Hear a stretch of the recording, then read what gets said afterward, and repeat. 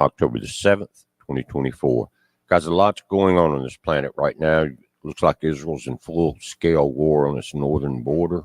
October 7th, been a year since that invasion. That looks like what's going on. Now, we got a Cat 5 forming, guys. Cat 5. And with a gust of 165 knots, that's 190 mile per hour gust. Think about that. A Cat 5 forming over in the deep section. It's almost a Cat 4 right now. And having this much room to move and everything streaming right into the Florida area. Now, we'll take a look at the models. The National Hurricane Center model has got it tracking maybe 20 miles further south than the last report coming into Florida. But it's all this area right there is still in the gun. We'll look at those models. But this is a strong storm. And a quick look at the infrared, guys. You can see where the eye is clearly forming this thing. It's going to be a disaster wherever it hits. But again, the path is not deviating much at all from the last few. I'll show you that. But guys, look at that eye right there. It's going to be, I said at the beginning, with that much room and moving at that slow speed, we could have a 4 or 5 on our hand. And I'm going to show you the printout from the National Hurricane Center this morning. Now, the pressure's dropping, guys. Look at this. Estimated central pressure. This is the current location, 945 millibars. Sustained winds, 110 knots, 135 knot gusts. 110 knots, guys, is 127 miles per hour. And when you get to 130, you're at a category 4. We're almost at a 4 now, but 135, guys, is 150 mile per hour gust. Let me see, 155, excuse me, I got my chart. So we're just 3 miles an hour away from a Cat 4 with Cat 5 gusts. But that's not the bad part.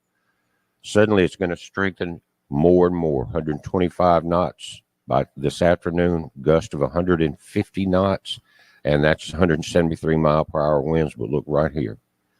135 knots with gust at 165. 135 knots, guys, is Cat 5 with 190 mile per hour gust. Look at that, 135, 165 knot right there. Now, you've got, again, they're saying it's going to slow down to 130 knots with 160 knot gust, and that is at 130, 150 mile an hour. Still, 155, 156 is a Cat 5, and with that type of, at 160, guys, you're still dealing with about 180 mile per hour gust. But that's what's coming. And again, the forecast is pretty much sticking to right where it was. I put this plot in right here, the last one before it comes inland. I'll show you that. Again, not much difference. This was the last plot that I showed last night. And this is the new one. What is it? Just a few miles further south, maybe 10 or 15, 20 miles further south. So again, Venice, South Venice, Inglewood, Manasota Key areas, all of this, guys, right through the same path through Central Florida, cutting across there. Much stronger. This is definitely the strongest storm of the year, maybe in a few years. And they've put up a storm surge map, but I think this is very conservative, and we're going to see this rise. 8 to 12 feet in the red areas, Tampa Bay, 8 to 12 feet. Charlotte Harbor, 5 to 10. Bonita Beach, that's the end of the 5 to 10, going up to Yankeetown, I guess, and then Suwannee River's right here. And that Suwannee River, guys, that area got hit pretty hard from what I understand. Blue areas are 1 to 3 feet from Indian Pass back there. And then all the keys, including the dry Tortugas at 1 to 3 feet, Flamingo up this area, all the way to Bonita Beach, you got 2 to 4 feet, 4 to 7. This is going to change with that much power. We could break that 20-foot surge record that we just saw with Helene, guys. Now, looking at the map, again, not much has changed. You do have a hurricane warning along the northern tip of the Yucatan. I expected that, just being the close proximity, but the center's not projected to go across it and slow down. And by 1 p.m. Wednesday, guys, storm setting out here. Let me say this as nicely as I can say it. With a Cat 5 with 109 mile gust, get the hell off the beaches. It's not going to be survivable.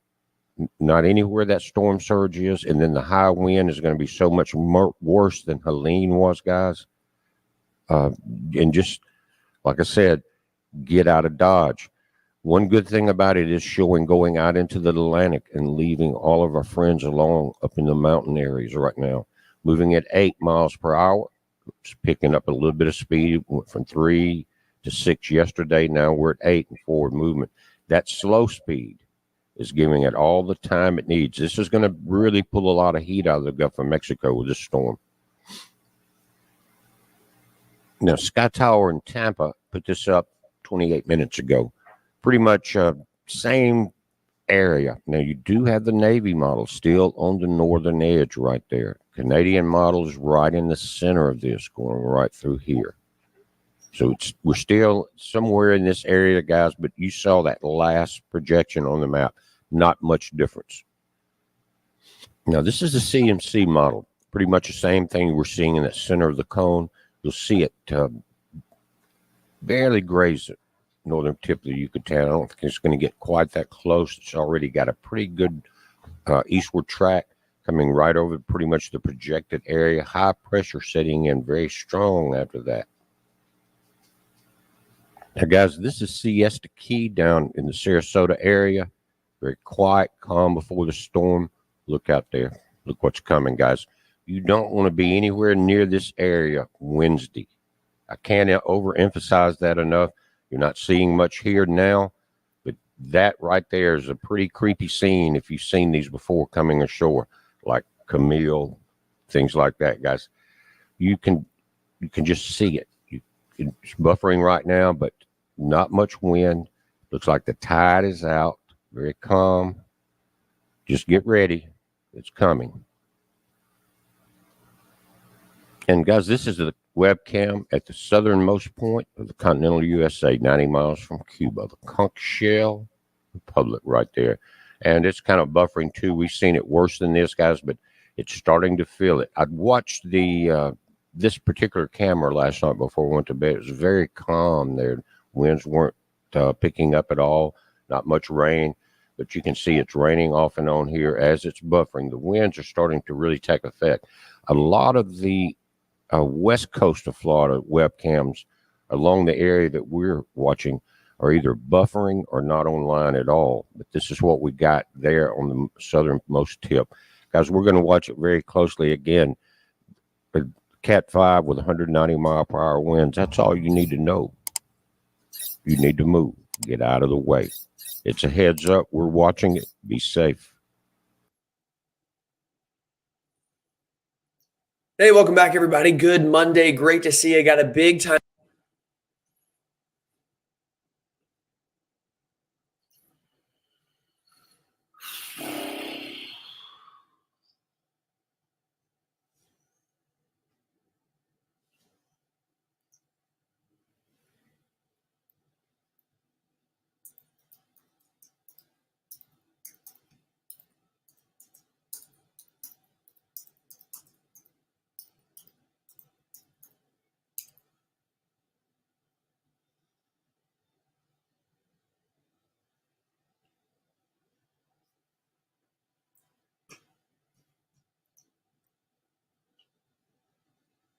I don't know if I showed you this.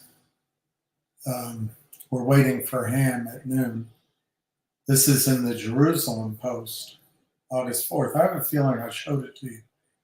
Russia is set to boost silver reserves in major precious metal strategy shift.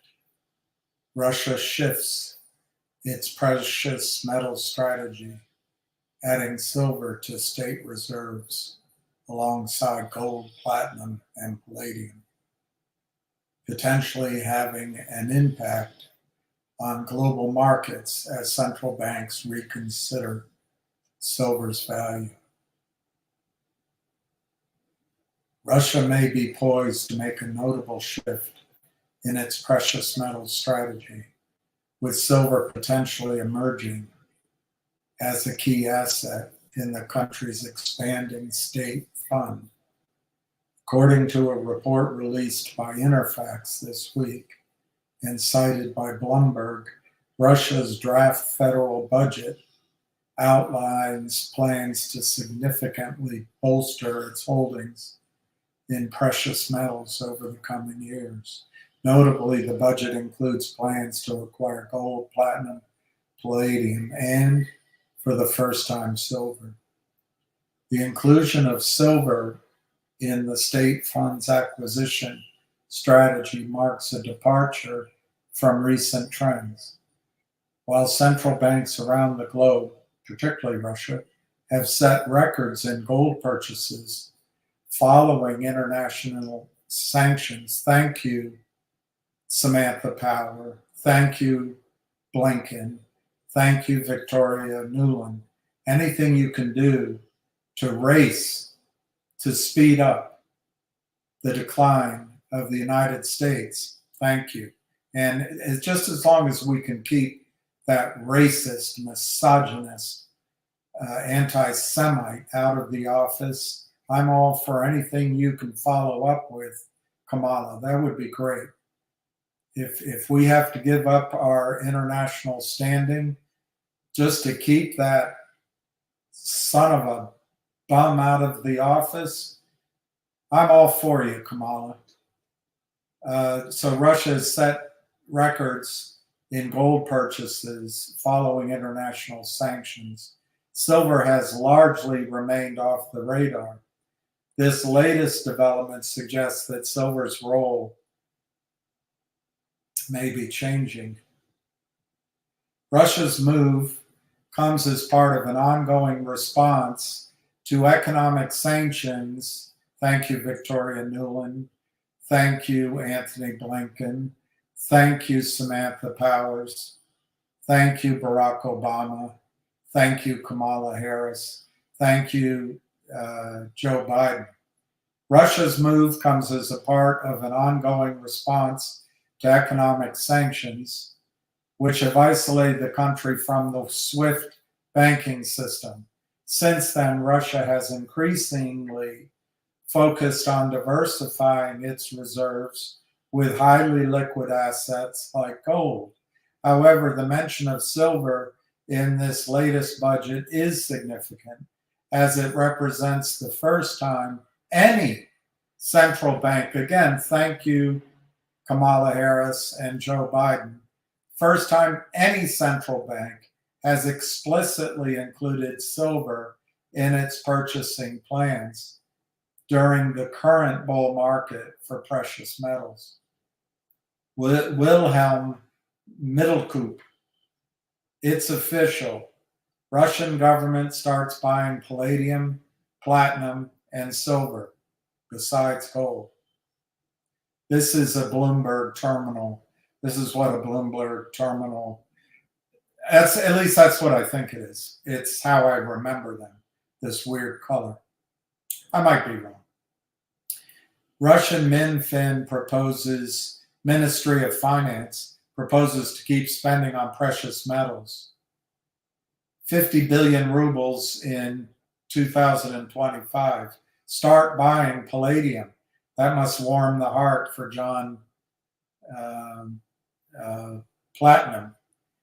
The Russian Finance Ministry proposes to allocate 50 billion rubles to precious metals and gemstones. The list of metals included platinum, palladium.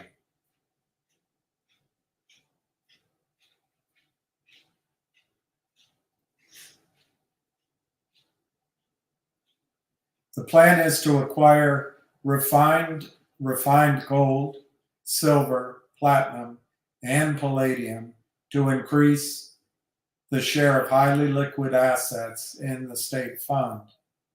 But of course, no dollars. Thank you. Remember, Hillary won the election. So since then, it's been the Steele dossier. It's been move NATO closer to Russia. It's been demonize Putin. And of course, we don't challenge election results. But in the case of Hillary's loss, which was a sign of U.S. misogyny, we have decided to pick a fight with the world's largest country, the world's most powerful country in terms of nuclear weapons. And hey, it just happens to be the country which is the largest oil producer, I think. It might be still the United States, but net of domestic consumption, it's the largest producer and exporter of oil. And we just hasten down the wind, don't we? But hey, let's bring her on. Bring her on.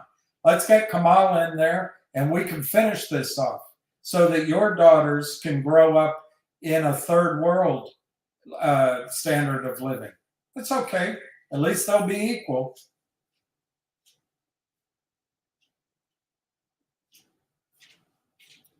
Could silver follow gold's path? I suppose it could. I suppose it could. Let's just go back. There was an article I wanted to show you, but let's just go back here and get started without it. Well, we could go over, I suppose we could go over, while we wait for him, we could go over some charts and just see if anything's changed, you know?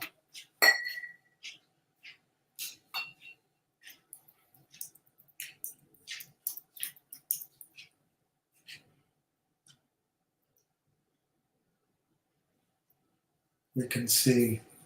I'm going to start in my, all right, here comes Ham. So we missed out on that chance. All right, hang on, the speaker. It's my fault. I didn't get it ready.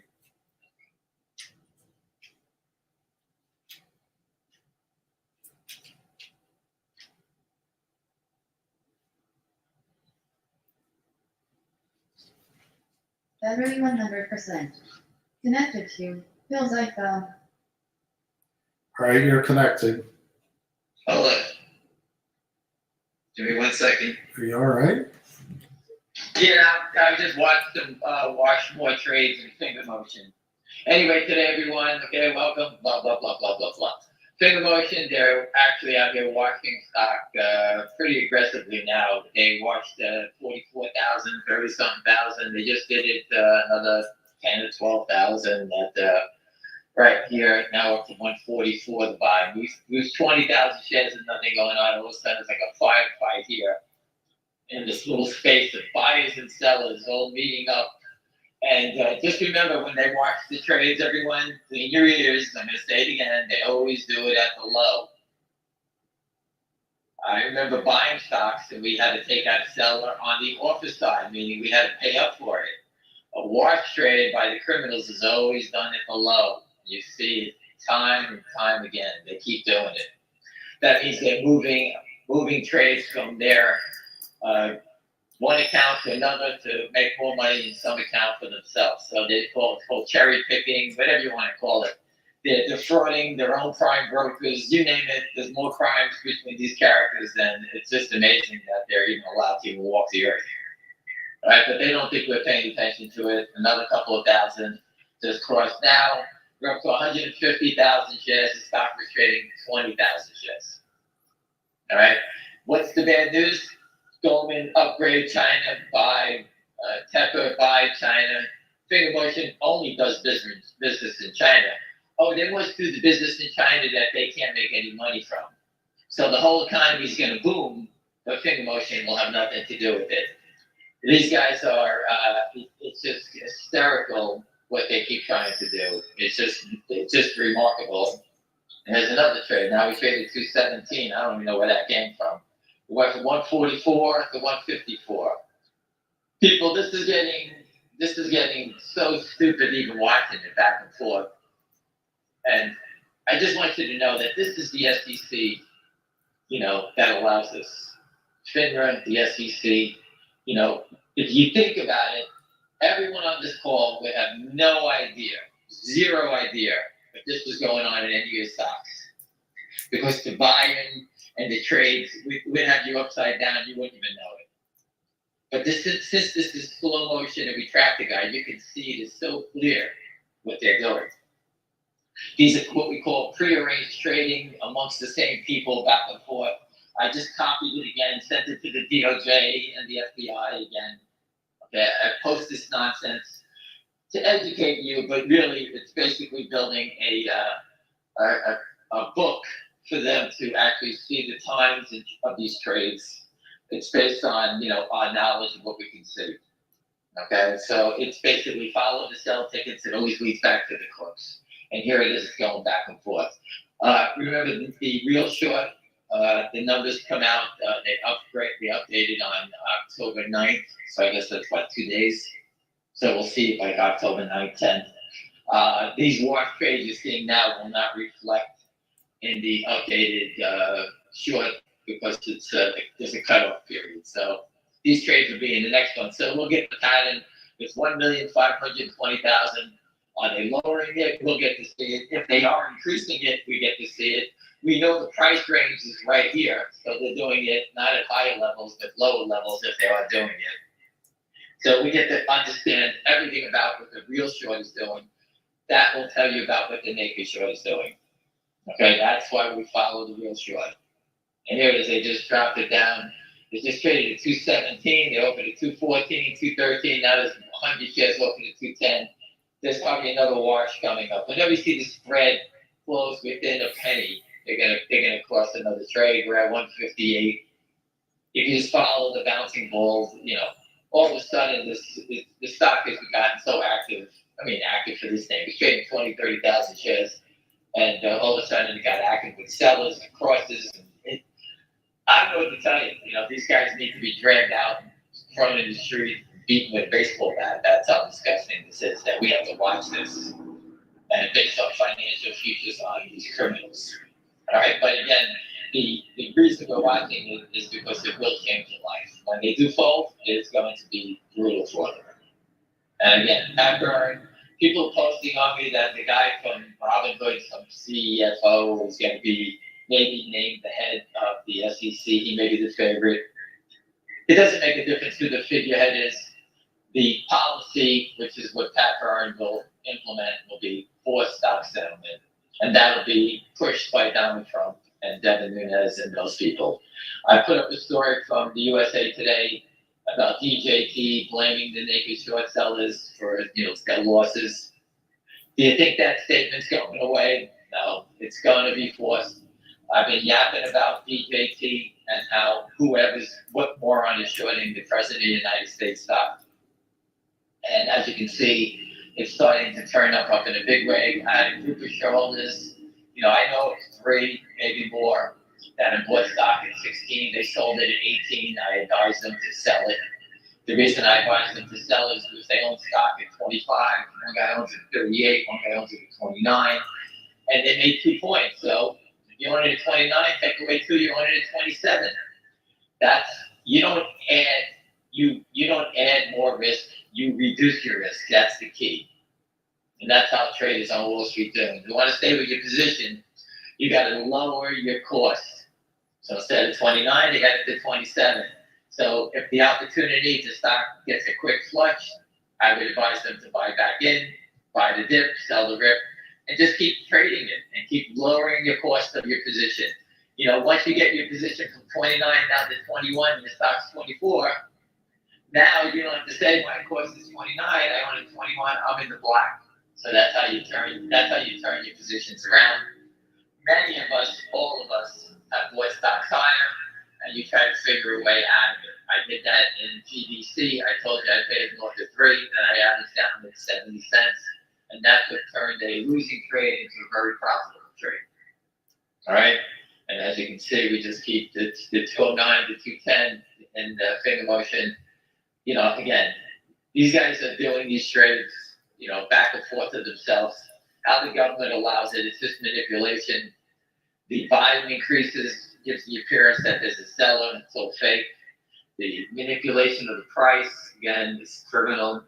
I can't stop it. We've been saying this for a long time. But as far as I see with the company, everything's going the right way. China's on the upswing.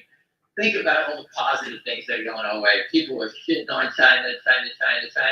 Now everybody's recommending it. Goldman, David Tepper, everyone's pushing China stocks. This company is the best Chinese stock because it's a U.S. company and they do all their business in China. So all the risk that everyone's always concerned about China, this company's in the U.S. So I look at it as, more positive news. It's just amazing that, we and William and everybody else, we are looking for how come people aren't buying it. We don't need people to buy it. People buy it when they want to buy it. But we're not here to do that. We're here because we know that 1.5 million has got to be shit in his pants. He's in a panic. He needs to get out from underneath this thing before it explodes. They know it. We all know it. The 1.5 million covering will ignite the 230 million shares of the naked short. All right, for those who just joined in, I say it's 230 million based on the data we posted for 2.5, 3 years. We know they haven't covered. They don't even cover the real short. They're short 1.5 million. They're not covering it down here. You tell me. These guys are standing here to the end because there's no way out. All right. So again, William, you have any questions about all that nonsense that we just spoke about? The wash trades that we're seeing. What's a wash trade? No, just kidding. I put it up. Just The kidding. definition is they inject false information into the marketplace with wash trades. And they also do is, remember people, I'll say it again for people that don't understand. If you're short and let's say E-Trade calls you up and you're Jeff Easton and say, hey Jeff, you owe us 150,000 shares today. We need a delivery of these shares. And Jeff Easton goes, oh my God, I bought it from Morgan Stanley. They didn't deliver it yet? He's lying. E-Trade goes, I need confirmation. He goes, well, listen. He hangs up. He washes 150,000 shares. He goes, listen, I called Morgan Stanley. They didn't get delivery yet, but I just bought it from Merrill Lynch. Here's the confirmation, and that's what they just did. So they're just moving the boulder down the road. It's like kiting a check. That's all they're doing. Or going from credit card to credit card. That's what they're trying to do. It's not going away. The debt's still here. The problem still is here, and they're just moving it around. But they're moving it into a brick wall. Donald Trump is going to come in with Pat Byrne and smash these guys. I told you before, Donald Trump, Devin Nunes, everybody wants some of that GameStop money. GameStop proves that you don't even have to have a business, and they raised $5 billion. You don't think Donald Trump, Devin Nunes want that? But they can't just get it for themselves. They have to help everybody else out. All right? And like I told you, I know Pat Byrne. I'll get all the information in his hands. If you listened to the call last night with Pat Byrne, it was 5 o'clock in the morning for him, so obviously somewhere in Europe. All right, so he was, 10 hours ahead, 8 hours ahead. So he's somewhere in Europe, and it's tough to get this thing going with him. We will get it done, and I will address the issue of this Robinhood guy. If he becomes the SEC chair, what does he think? I'll address the life imprisonment. I'm sure that will be an easy one. And we'll address the stock settlement issue with Patrick Byrne. So as soon as he pops his head up, I cannot force him to make the phone call. He's obviously more concerned about getting Donald Trump in, like we all are. And once he's in, then the shit will hit the fan. But you can see that they're starting to panic at DJT. Say, what does that mean? Well, if you're short the stock, you drive it down as low as you can. They probably sold 10 more million shares, driving it down to $12. They drive it to the low because when it rallies back up, people that are long the stock will come out of it. I told you, once the volatility, you need volatility, they create it by driving it down to 12. And when they drive it back up, okay, I just told you, the sellers come in when they have the volatility back to the upside, which you're seeing now. And people that bought it, let's say 23, 22, they say, hey, screw this, let me take a 4-point loss instead of a 12-point loss. And that's how the shorts get people to come out of the stock. It's an old trick in the book. Drive it down fast, then come back and scoop up the longs that are on the edge, or shake them out of a tree, as we used to say. And they make the investors take their loss, they take lose less money, and they bail out. out of the trade. That's an old tactic. Read the news, understand why you own any stock. You fear, I got it. You're down 10 points in DJT. It's tough to get out of it. What do? You're frozen. It's just the way it happens. It happens to everybody. But Cultrum 17033527795. just sit with it. And, let's say you paid 15 and it's $22, $23. You say, well, I'm up $7 now. It's like that guy from who put all his money into Tesla, ran it to $400 million, and then RBC wiped him out. Everyone sees these profits, and you get nervous, you want to take it. And that's what the shorts are counting on, people to bail out. And the reason people bail out of names is because they're not educated on it. And I believe everybody's educated in trigger motion. And you can tell everyone's educated in it because when we see these stupid attacks, there's no selling for 30 minutes at a clip, except for all the stupid 1 shares and 2 share lots that trade back and forth. William, have anything to say? I'm just trying to touch on everything as I go along. Mike is asking, why are there no December calls in Finger? I can't confirm that. And he's also asking the last friendly private placement. It hasn't even been cleared yet. Was that done to show the shorts that Finger needs a little money, but to trap the shorts even more is the question.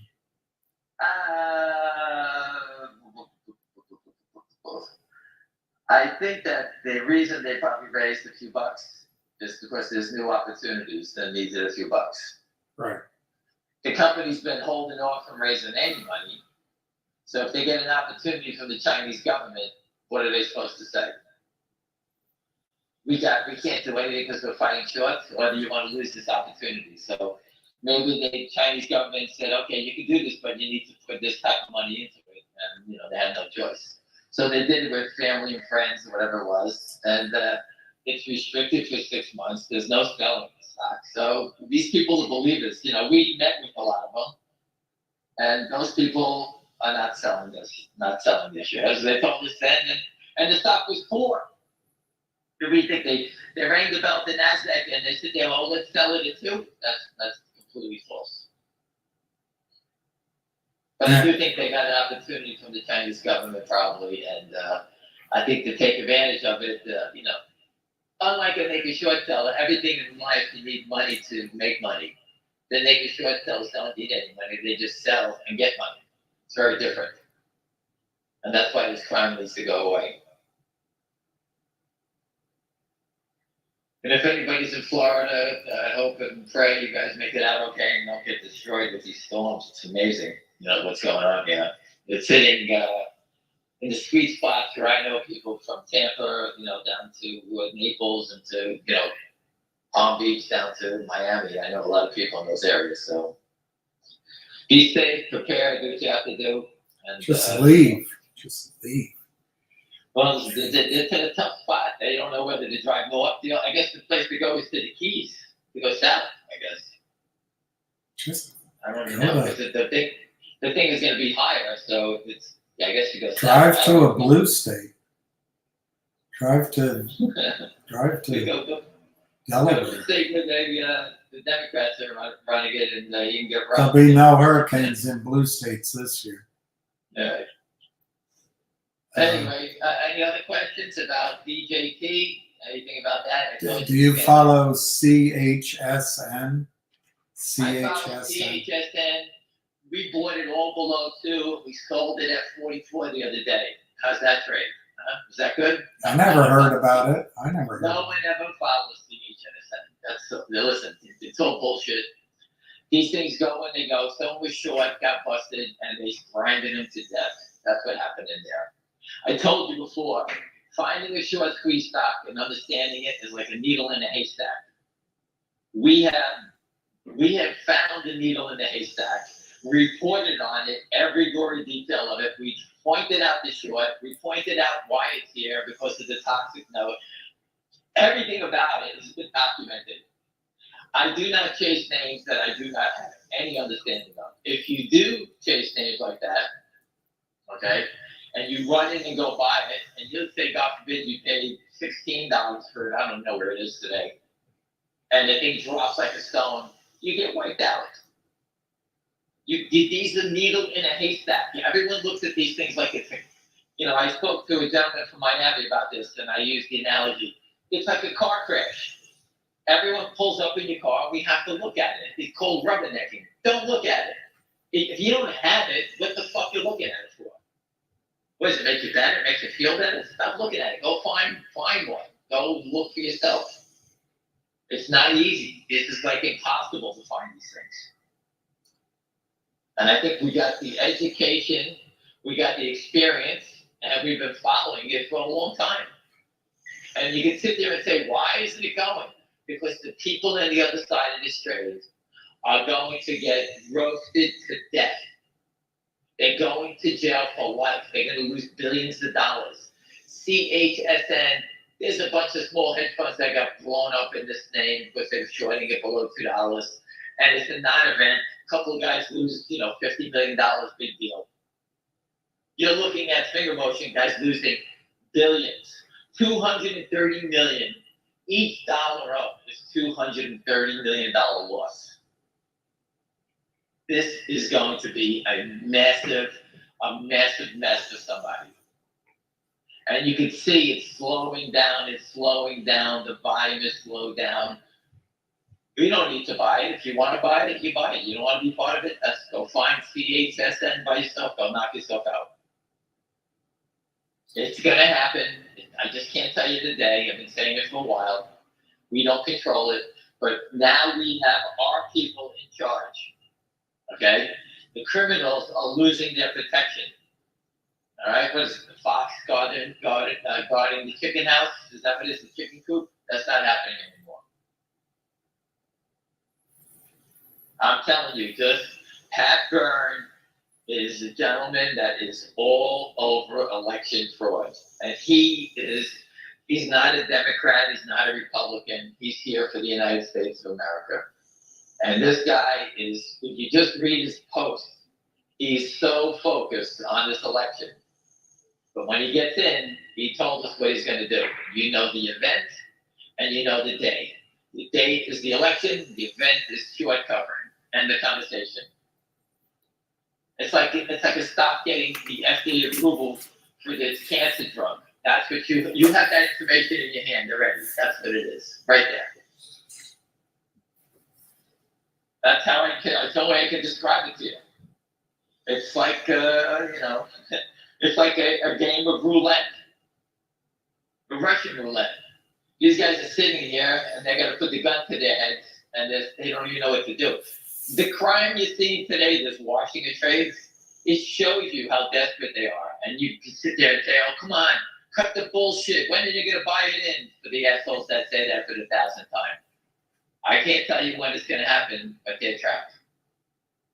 The company needs to do what they're doing. When the company comes out with the earnings on the 15th, hopefully we get some clarity on the special dividend. We can get some information about the new contract with the company putting the installation in all the emergency vehicles, the technology, whatever they're doing there. And we'll get to see what the future looks like for the company. This is a company that's $2.20 and $2.12 now. This is a company that's $25. This is a company that's being held down unfairly. I told you, in my opinion, I think the stock's worth $100. The stock is $2. Why is he here? Because of Jeff Easton and his buddies. That's it. The only reason. Companies can't possibly get more deals, better opportunities than Fingerbuster has. And yet we keep getting manipulation. It's impossible for two buyers and sellers to bump into each other for the exact same amounts of shares that they needed, and then it stops. Oh, someone's got 44,000, one person's got 38,000.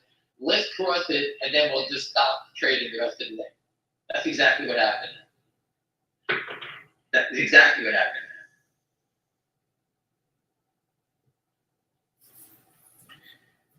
Well, On Finger, there's no December calls. oh yeah, I don't understand. I don't know why. I have no idea.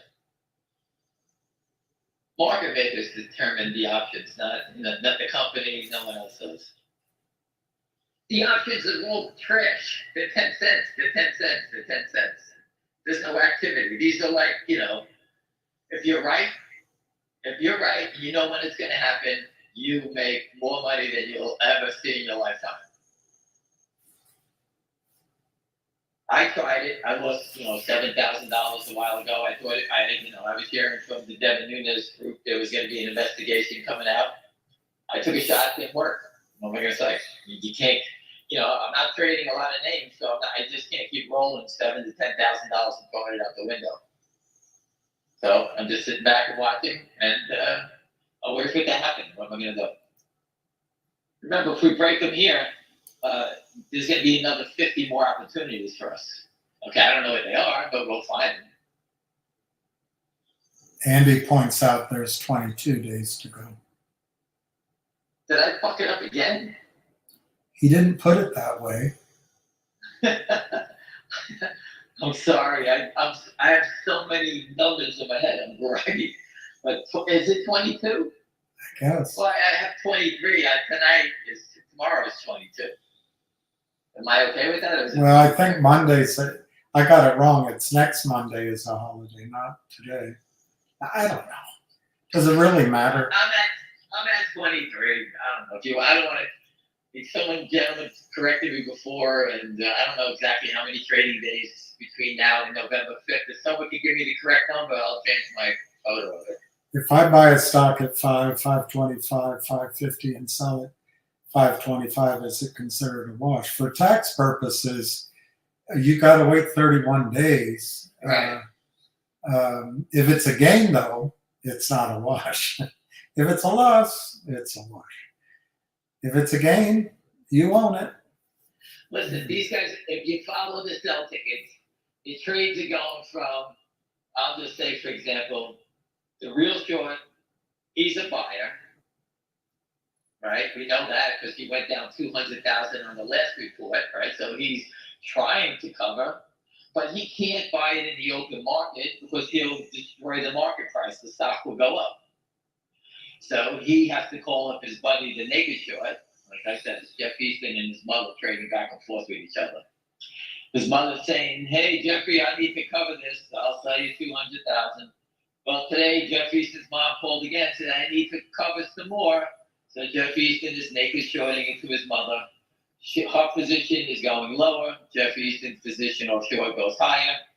And when the shit hits the fan, whoever Paco, whoever is sitting in that office in wherever Bolivia, where the naked short is being housed, he'll get a knock on the door, and eventually he'll give up Jeff Easton and everybody else involved, and Hancock and all those characters.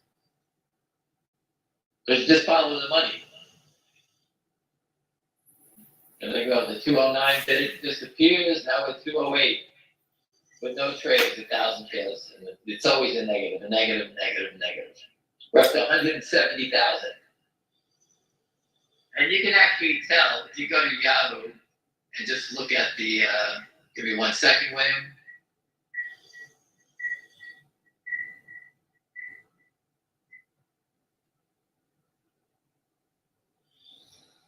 I'm just kind of pull up some information. Hold on a second. If you look at the days, whenever the buying trend goes big, like on September 16th, 290,000. Then it goes dormant. Then we go on September 26th, 170,000. After that, it was 97,000, 96,000, 112, 48, 78. Now we're up to 167 today. I mean, the other day. I mean, you can see how the trend is. We traded up to $3 on 1.7 million, then they came right back, moving it back down. You can see when they play. The volume dictates it. It shows you that. You can see the days they're playing. But again, you can see that no one's. They just printed it 208. There's nothing going on. I wish I could say there was something going on. All they're doing is moving the price. I told you before, the only person that would sell a stock lower like this is a naked short. No one else wants to lose like this. This morning, they knocked it from 218 down to 207, 208 in one swoop. Do you know what a dime is on 80,000 shares? It's $8,000. That's a nice loss for nothing. If they stood at 218, they could have sat there and sold 70,000 shares over the next couple of days if they just stood there. But they're in a panic to sell it so fast. No one does that. I wish I could say it was a long, and the long is done selling. Remember, when a long investor sells, you can only sell it once. And once they're done, the stock always has a crazy look. All of a sudden, there's no more stock for sale. That's a real stock. When a stock, I mean, real trading in a stock is when a long sells his position. There's no more selling. He was the seller. And once he's done, the longs can see it, and it goes. With our stocks, they cross it, they watch it, and there's always someone still there. You take 300, you buy 1,000, it's 1,200. You take that, there's another 200, 300, 200. It's the same manipulation over and over again. They just keep coming back. And that is the sign of a naked short versus a real seller. Did I state that properly, William? Sounds right. Do you think NWBO will run once Patrick gets in? You know what? I just don't know. Listen, I'm hearing great people are telling me great things. I know people have been in it for a long time. I know people that have lost a lot of money in it. I just don't know what's going on with the company. I have no idea.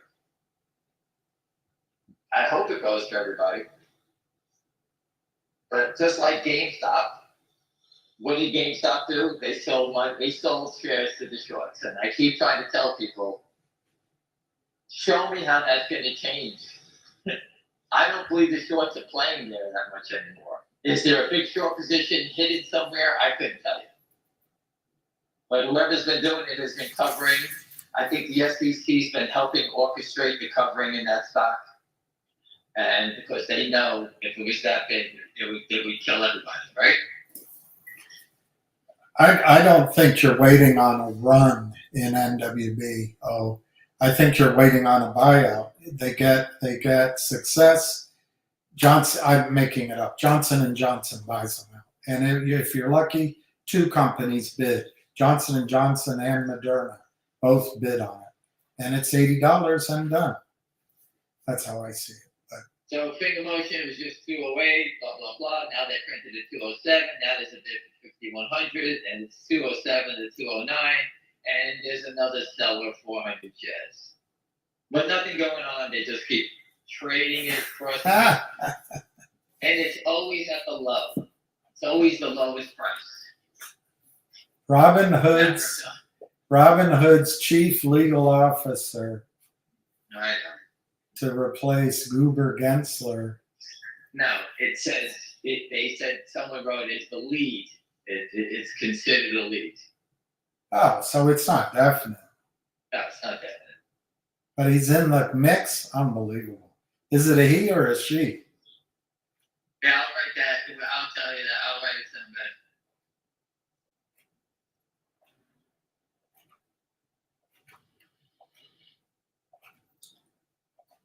someday. Robin Hood is the biggest fake, counterfeit, fraud company ever created. Hold on a second. Relax, everyone.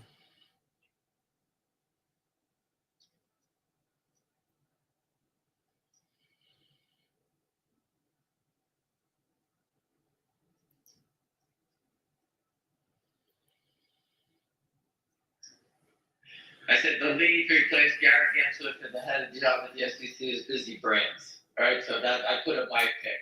I heard it might be Philip Vallier. Jeffy's. That's who it's going to be.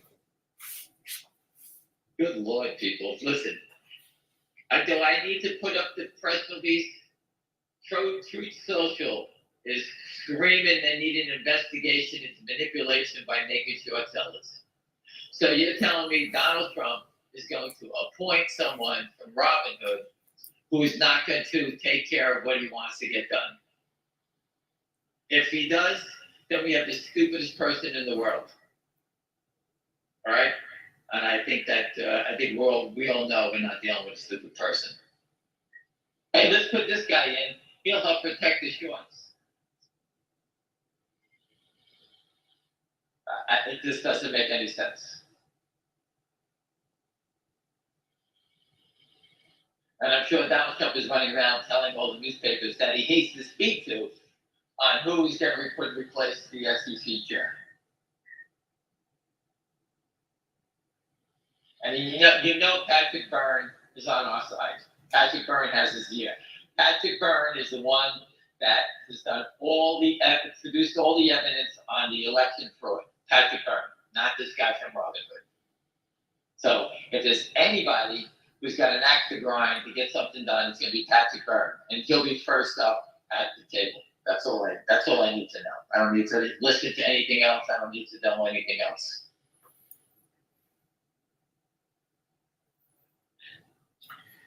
How much does it cost, or what is the fee to maintain their short position every week for every share? Well, you got to remember, it's 1.5 million shares. I don't know the rate that they're charging these guys. Okay, let's say it's a half a penny a day, quarter penny a day. So every week they're losing a penny. They have to pay at least a penny, penny and a half, 2 pennies on that whole position. If the stock was locked in when it was hard to borrow, they're losing more money. So I'm taking the high, taking the low, and let's say they lose 2 cents a week. That's 8 cents a month. So was that $2.50? They're at $2.42. Each month it goes lower. So the reason that the stock went over 3, how fast did they knock it back down? That tells you that they're in a panic. Because once they start losing on the every dollar up, they lose 1.5 million. Just remember that. That's it. That stock of $10, they lose $15 million on a $2 stock. They're short. The most they can make is $2, $3, $4 million, and the stock went to zero. Each day, that number goes lower. The most they can make goes lower because they have to keep paying the bill, to keep the lights on, to keep the prime broker, to borrow the shares. They got to keep paying. Pay. Forget the naked short. I'm talking about the real short. The person that's in the real short is 100% tied to the naked, without a doubt. This is the stupidest trading creation. Just by going sideways, this guy is eating himself up alive because he has to keep paying the bill. Just going sideways. And everyone has to pay. Nothing is free. Even though they're criminals, nothing is free. So they got to keep paying the bill. Pay the bill. And look how fast it changes. DJT was 7-8 days ago, was $12. It's 19 today, almost hit 20. And I told you before, who in their right mind would be shorting the next president of the United States stock? I can't believe that anybody even do it. And I think that was the best thing that happened for us, that they picked on him. Because it only helped us.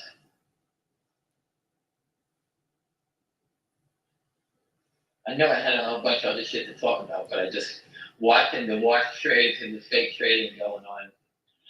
I just got this feeling that it's a gut feeling that this thing's just going to take off on its own. I just got that feeling.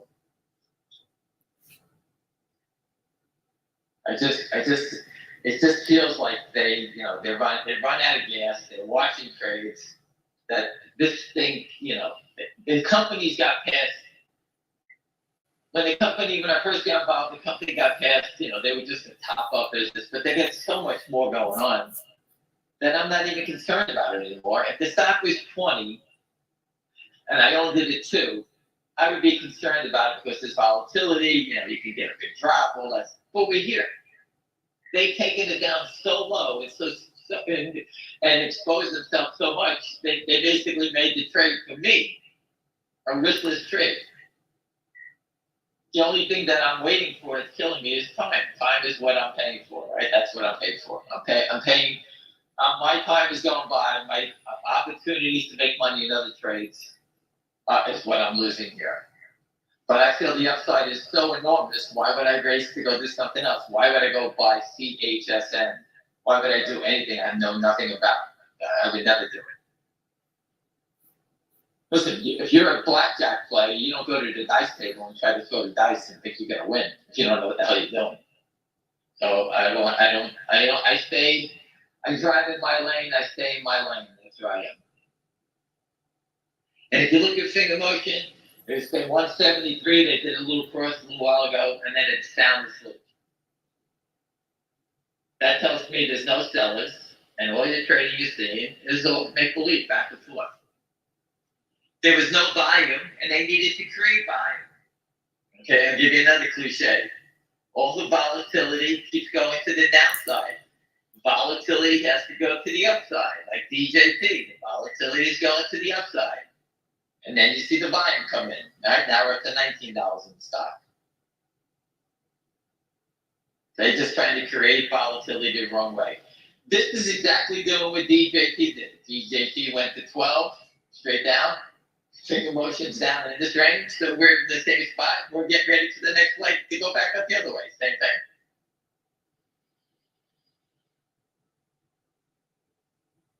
That's what I see as a trader. What else? There's a bunch of other names we're looking at. TDC is doing nothing. I don't know the rotation in the Chinese names, but there's no buying there either. I know some people that have been buying it. Every day they've been adding to it.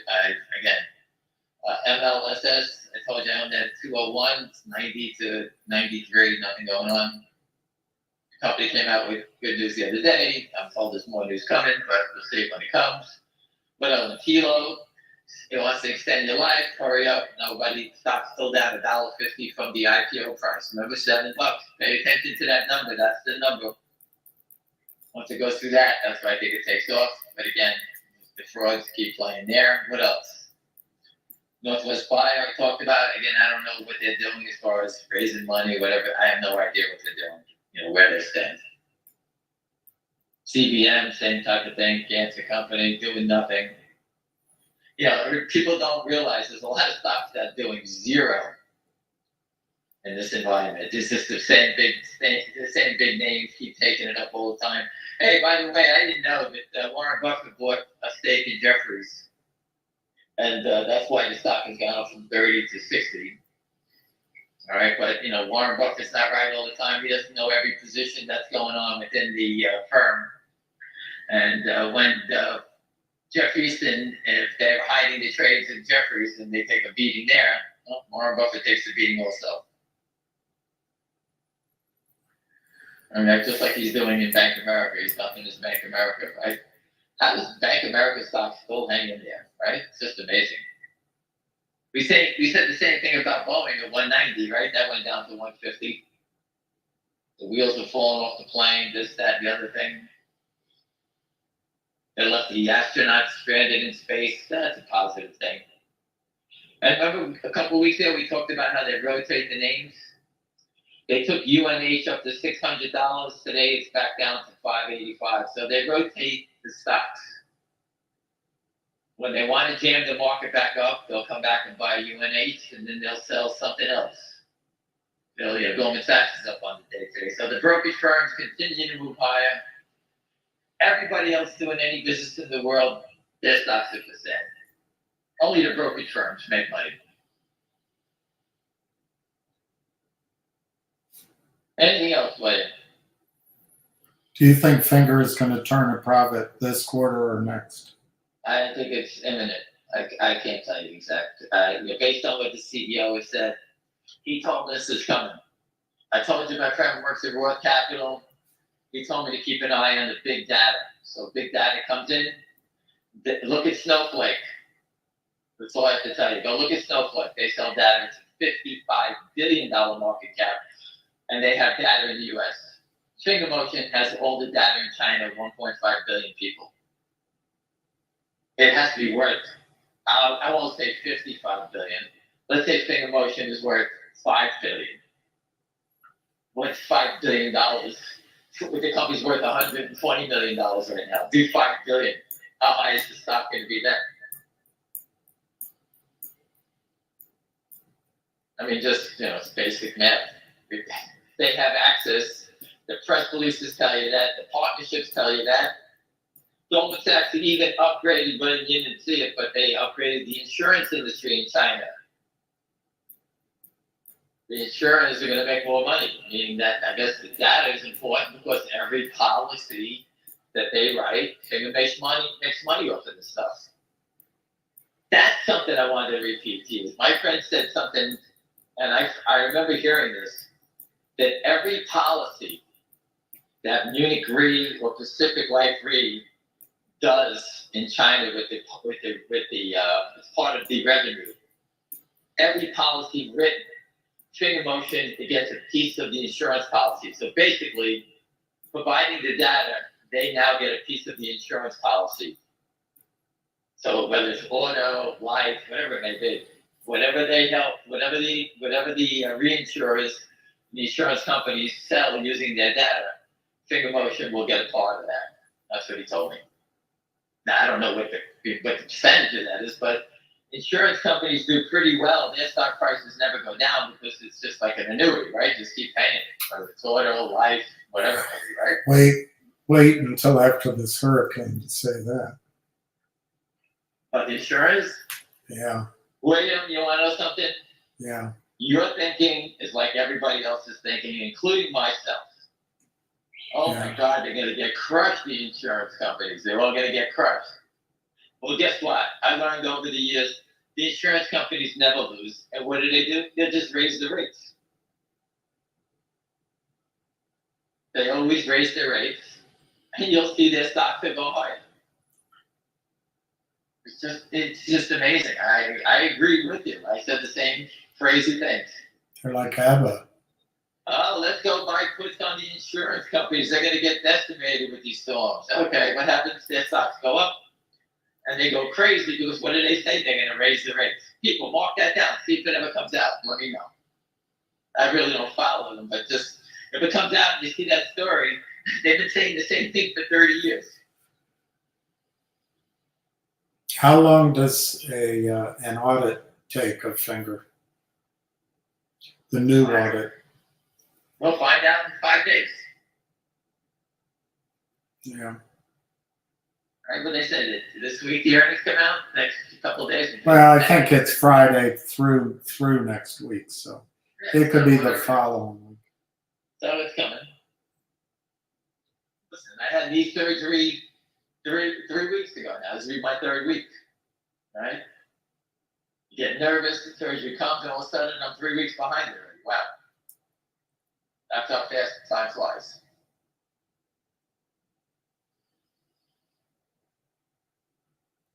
Time flies when you're having I had fun. it up that we started with more than 90 days to the election. We're down to 23 or 22.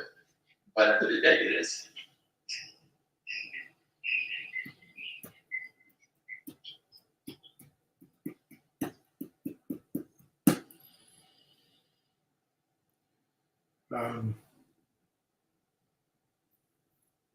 Yeah, my friend sent me some of the trades. They did 12,000, knocked it down from 210 from 213 to 210. They just made Oh my God. 6,250. What? Hurricane Milton has strengthened to a Category 5.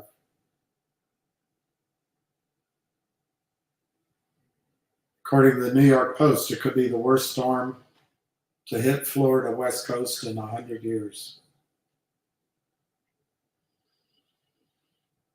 Oh, that's why Disney's down. Why Disney stock should get hammered, right?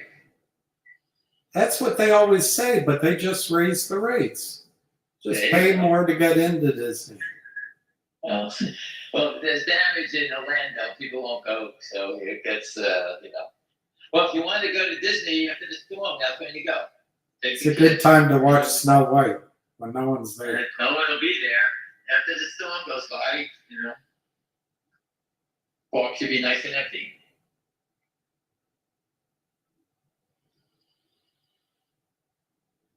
The insurance never go down. It's just amazing. The brokerage firms never go down. Nothing affects them.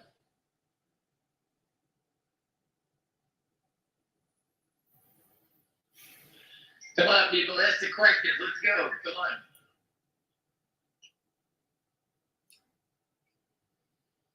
How does Jeff put down? What? Say it again. How does Jeff put down? I don't know what that means. I don't know what that means. Listen, people, great short squeezes are from short sellers being trapped. That's how it works. It's not that a short seller woke up one day and both Vegas, oh my God, I'm going to just go cover and lose everything I have, and then I'm going to jump in front of a trade. What happens is that Volkswagen did a deal with Porsche, and it wound up giving more control of Porsche, caught the shorts by surprise, and they got destroyed. Things happen. GameStop happened because it was, the hedge funds on the street knew they trapped the guy. They wanted to go after Merlin Capital, and they roasted him alive. That's what it was. It wasn't retail. It wasn't Roaring Kitty and his bandage of peace. They had nothing to do with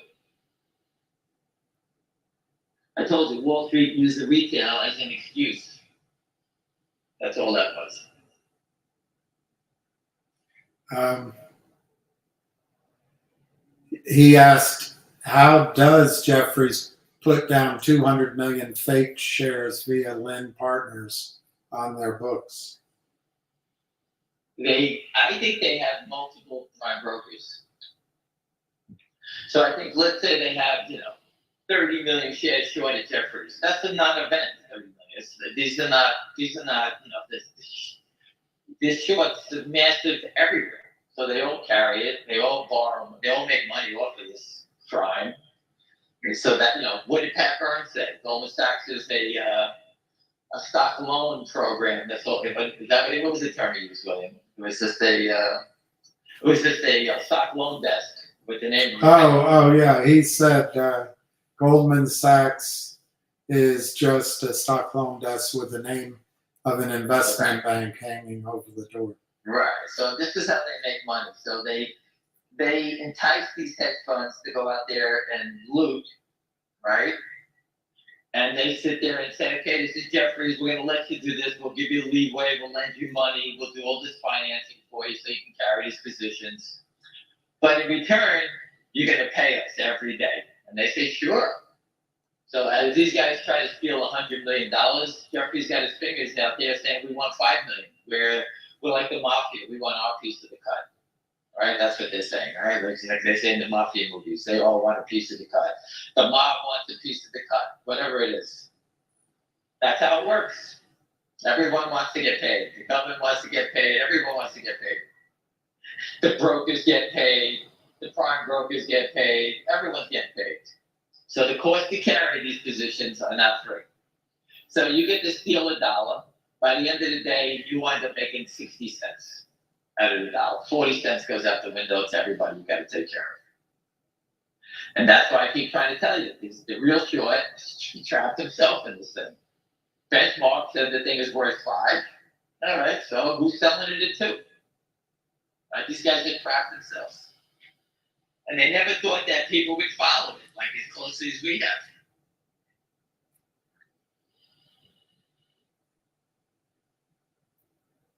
Looks like they crossed a couple more thousand here. It's 179, it's 175, we're up to 179. So here's a good question for you, which I think is that once this question becomes clear to everyone, the stock will be $20. So this guy, he started looking into Finger, he likes it, but he has a hard time understanding what is their primary revenue source. And right now it's across several, but I'd say right now it's their top-up minutes, but that's about to change. Well, listen, their top-up business is what started the whole thing. If I told you that a company that is $2 that's going to allow everyone in China to buy cell phone minutes from you, you pay 99 cents for it, and you sell it to everyone at $1. All right, that's what Finger Motion does. And they're going to say they're going to get all of China. And I said, wow, that's got to be a big deal. It is a big deal. How did they get that license? How did this happen, right? I didn't ask questions, but as time went on, all of a sudden they went from that. Now they're in the text messaging business that has bigger margins than the 1 penny that we just described. But the 1 penny on the top-up business is for 1.5 billion. You need to have your phones. There's no Verizon and Telcom over there. You got to pay. You have to buy minutes.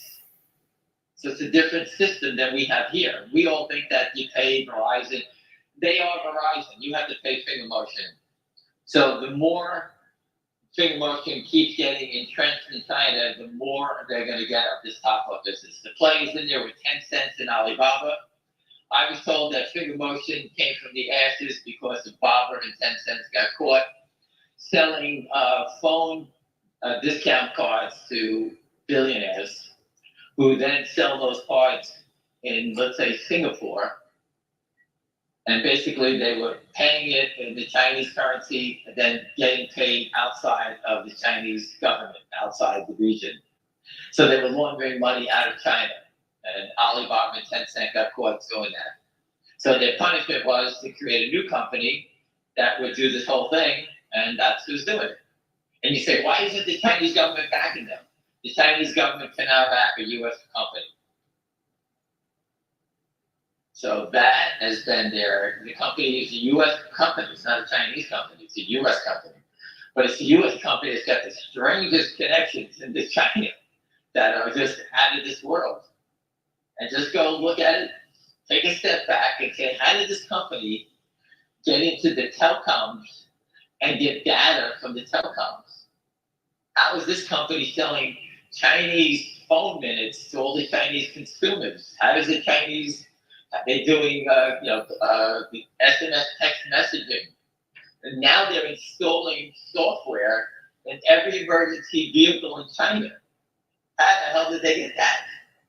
Well, my guess is that some of the big holders in this company, which own 86% of the company, have a pretty good relationship with the heads of the Chinese government. It's like Nancy Pelosi. How does she get all these great trades? Well, she's got good connections, right? She's not that smart. It seems that's how the world goes around, right? And we're sitting in the U.S. saying, this is not fair. Well, they're saying, fuck you. They don't care. It's in China. And Jeff Easton and his asshole friends picked the wrong company and didn't do any homework. They don't care what you do. They just short the stock, sell it. I don't care. We got to give them money. Never thinking that people would get behind it and fund the company. Like my friend gave the company money, $3.5 million at $10. He knows what's going on. So it's like Warren Buffett. You wait, you get paid to wait. That's it. You wait, and when it happens, it happens. That's how people look at it. There's no one selling. We've been here for the last 10 minutes. It hasn't even traded.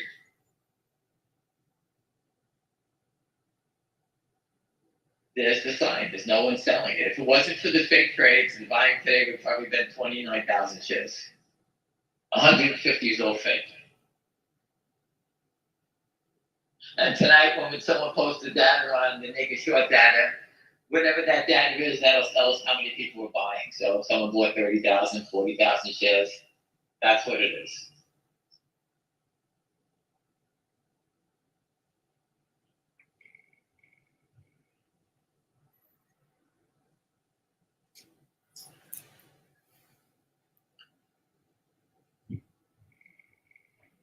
What else, William? Come on. Oh my gosh, Gabrielle, get out of there. You went to Miami. Good. Miami's probably all right. I guess you're right about that. But I told you gotta go south. go to New York. Take a flight to Chicago. Go to New York. Come to New York. Go stay in an immigrant hotel. Yeah, the FEMA money's been spent on the migrants. Might as well go somewhere where the FEMA money is.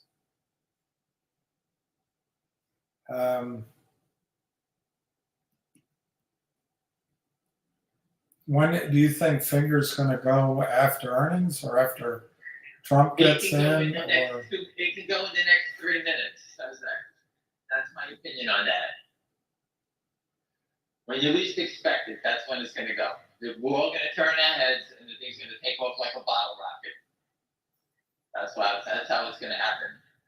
It's not going to come out and say Jeff Bezos is going to say I surrender with a white flag. It's just going to be he's going to need to put up. Listen, they could be knocking the stock down here today for 10 cents to save on margin money. You know, that he may have gotten a call saying, hey, man, you got to put up more money. I don't have any. So they knock it down and say, do we have to put up money now? The stock's down 10 cents. You know, okay, great. You don't have to do it now. I mean, that's how it is. That's, you know, they're just trying to find ways to hold it down. Where they're holding it down. The company's fundamentals are getting stronger. These guys are trying to hold the stock down to give the appearance that the company's getting weaker. It's the complete opposite. Goldman Sachs just told you, buy China. You look at David Tepper. These are not small people. They're the biggest players in the world. What's going on in China? Well, if the Chinese economy is going to boom, Finger Motion's got its fingers in the Chinese economy all over the place.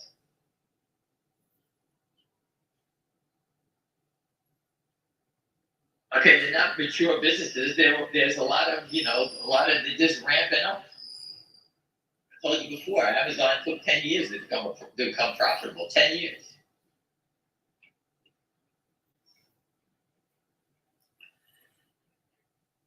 If Finger were not naked shorted, would it be worth $20 today? I think Finger Motion would have been north of 50 going towards 100. It would have been a slow grind up, one of these stocks that many would trade 20, 30,000 shares a day and just be slowly moving up. Because those press releases they release, when institutions see it, they say, wow, this thing's got a future, I'll buy it. Warren Buffett's buying Jefferies for what's going on in the future. He's not buying it for a day trade. The stock was 30, 60, he announced his position. So the stock is up 100%. He's buying it for what's going to happen in the next few years. Maybe they have some new, whatever, I don't know what they're doing.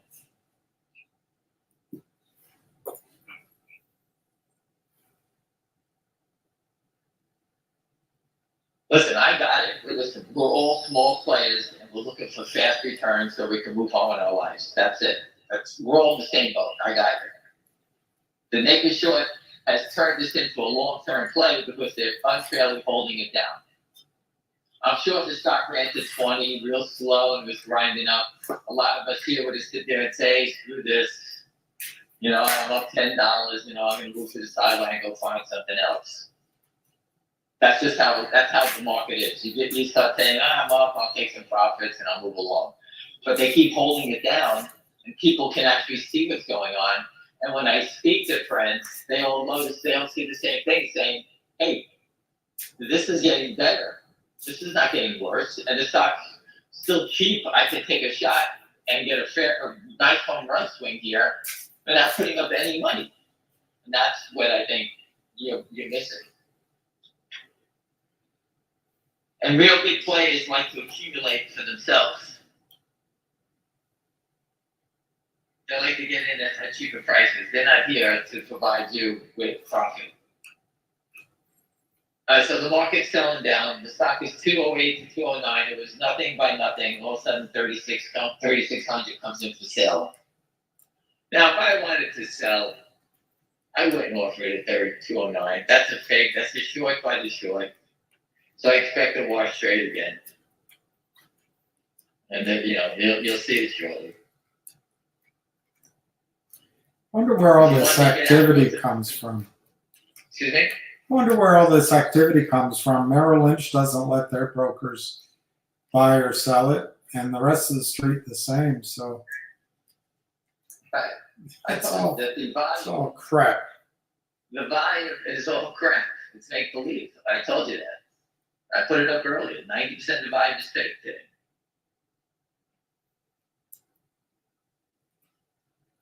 China is exploding, and yet hurry up and sell this stock.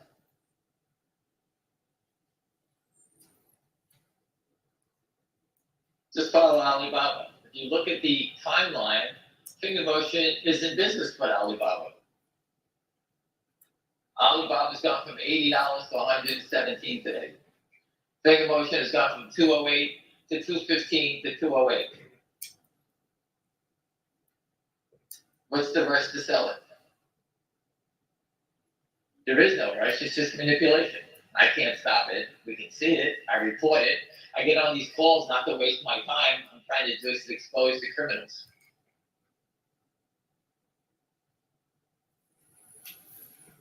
And this way you can understand it. I don't care if you buy it or not. I told you one thing, I do recommend that everybody buy one share for your kids and understand it. I do believe that.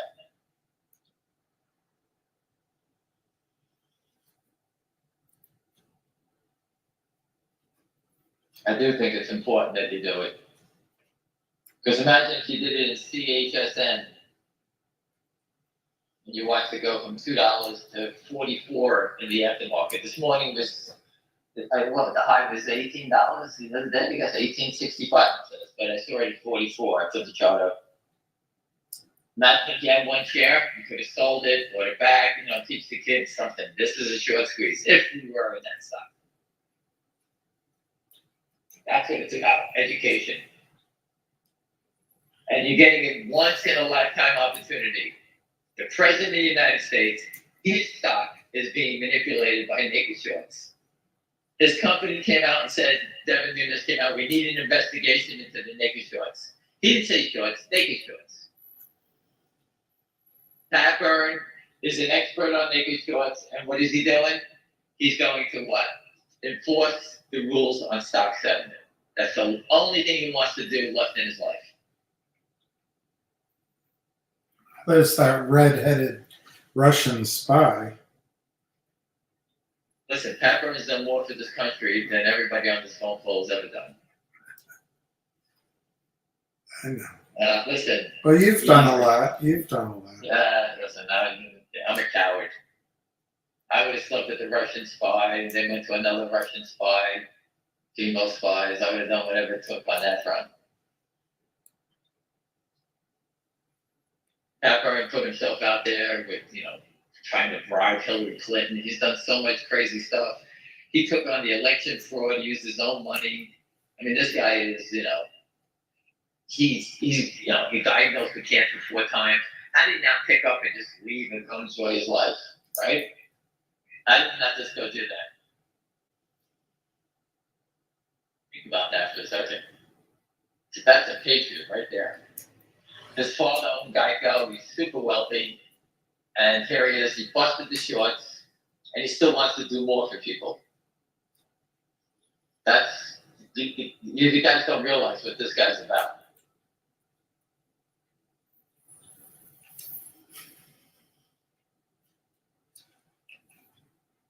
Anyway, there's not much going on, we're just watching the manipulation. And it is what it is. I can't stop it, but it's coming to a head. We got 23 days, going down to 22. Or, I'll stop tonight and try to figure out exactly so I don't want people scolding me. I'm sorry if I'm off by a day or two. The guy said you didn't reduce it one day. Listen, I'm sure. At the end of the day, I got to get the photo of the number of the day, and I try to delete them as I move along, otherwise I get confused. So it is 22 days right now. Okay. I'll just change it. Hopefully no one recognizes that I made a mistake. No. Well, I'm taking your word for it, and I'll put it up there. What else can I say? I don't know. A day or two here, a day. No one wants less days more than me. I'm with you. And if you look at it, no one that you talk to, or all these people that are fighting all this stuff, I took it upon myself to track these days each day. No matter what, I'm tracking it down, trying to expose these guys. All right, so I put it up. We're 22 days now. There you go. I'll just move it. People are going to be scratching their head. Wait, it was 23. Now it's 22. Well, listen, everyone. I have physical therapy for my knee today at 3.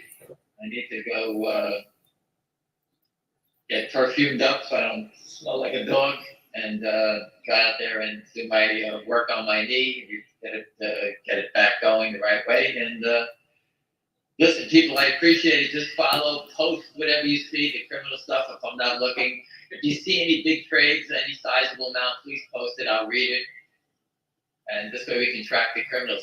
Because as you can see, there is no selling. All right, everyone. I'm just going to leave it at that way. I'm beat, and I got to go to physical therapy. So All right. we'll leave it at that. All right. No one has any questions. I'm here. Let's go. Be safe in Florida. Be careful. Move along. Take whatever you got to do, throw it into your car, and get the hell out of there. All right. All right. Leave the short sellers down there. That's what one All guy right, said. everyone. Have a great day. All right. Bye. Call ended. I couldn't understand this question. Why is Ham confident for November election and not transference of power in January? He is confident of both. I think Trump's going to win the election like he did the last time. I just don't think they're going to let it reflect that way. And if you read Marjorie Taylor Greene's tweet this morning, she thinks it's possible these last two hurricanes. I can't bring myself to go quite that far, but these hurricanes might be targeting red votes. I don't know. Where does it stop, this path down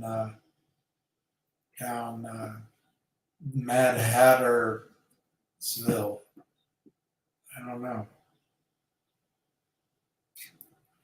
Oh, his countdown is for the well, I think he believes that once Trump is in,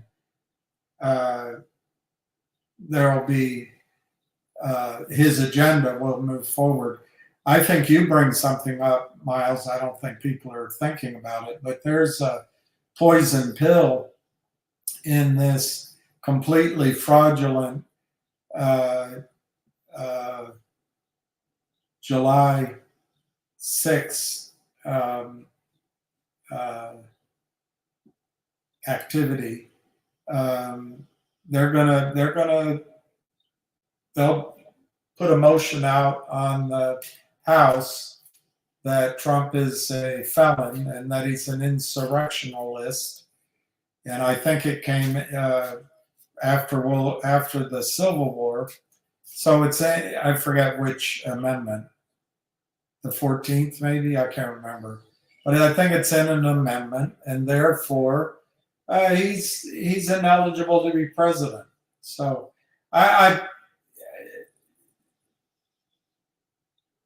November 5th, 4th, very important day, but it's not over on that day. Not over.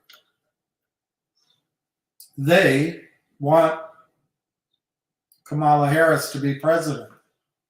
She's eminently qualified. She, according to information and belief, went to school in Canada, K through 12. So her whole life's a lie. Her grandfather is, as is her father,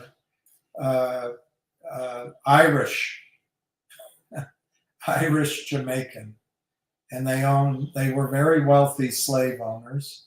When the Queen got rid of slavery, it was a white man that did it. His name began with a W, Westingham, Willowham. Anyway, they got $13 million back when $13 million was a lot of quid for giving up their slaves. She's totally a fraud. And instead of being a misogynist and attacking ugly women in Bergdorf, Neiman Marcus, Bergdorf, whatever, Bergdorf Neiman, she just carried on an affair with a married man until she got what she wanted. She got 2 jobs. She didn't have to do any work. And then she got an appointment, young, And she's taken advantage of all these early appointments to hit the books, study hard. She knows how to make collard greens. But hey, you guys want her. Many of you want her. Half the country wants Kamala Harris to be president. So you got to respect that. That half of the country has thought hard about it. They've had a primary season to examine her and her beliefs, and they've adjudged that we'll be better off under Kamala Harris. So we have to respect that half of the population. But I, for one, am starting to listen to Pearl, just Pearly things. She's a 27-year-old volleyball player who moved to London. She interviewed over 1,000 women and many men, I think as many men, live on a podcast. And she has some interesting views. And one of her views is she doesn't think women should be allowed to vote. Who knows? Who knows?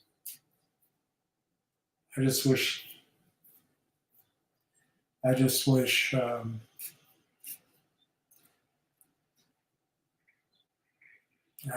I hope our experiment of promoting women quickly in a pell-mell, really it's been a couple of generations teaching our young boys and young girls that our world will be better when women are in charge.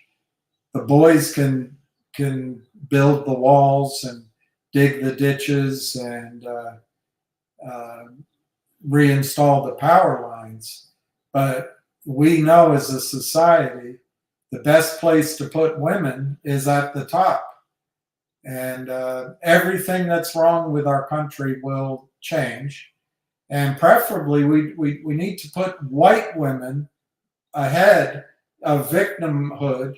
All the other minorities have been harmed by white straight men, not white women, not white women. No, it's a patriarchy. More than that, it's a white straight male patriarchy. White women didn't have anything to do with the injustice and cruelty of slavery. Not white women. No, they were part of the victimhood. Well, so the person running FEMA, by the way, it's a white woman. I don't know. I'm sure she's talented. Who ran FEMA under George W. Bush? I don't know. I think it was a guy.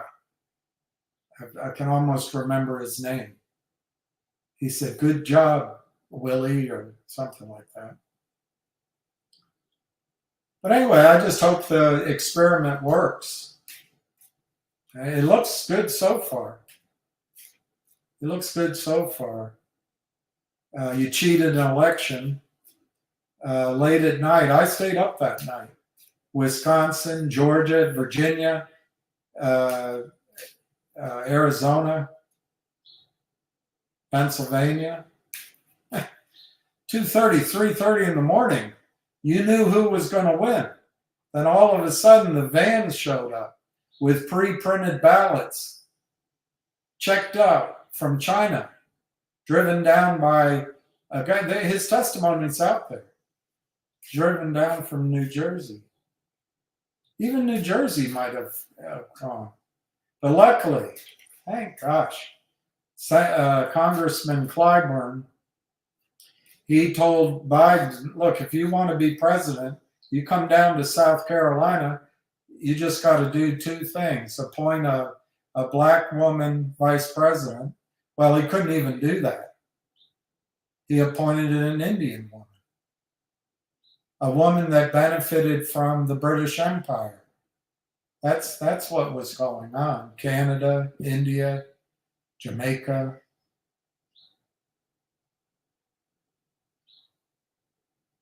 She was born here, but she wasn't She went to school in Canada. So Biden failed at that. And the other promise he had to make was to appoint a black woman to the Supreme Court. He did that. He got that done. Brown, I think her name is. So I guess Congressman Clyburn has changed our country for the better. Bruce Springsteen came out, and he thinks Trump is the worst threat to democracy. I just have one question for Bruce Springsteen. When did you stop not representing the working class? When did you stop being anti-war?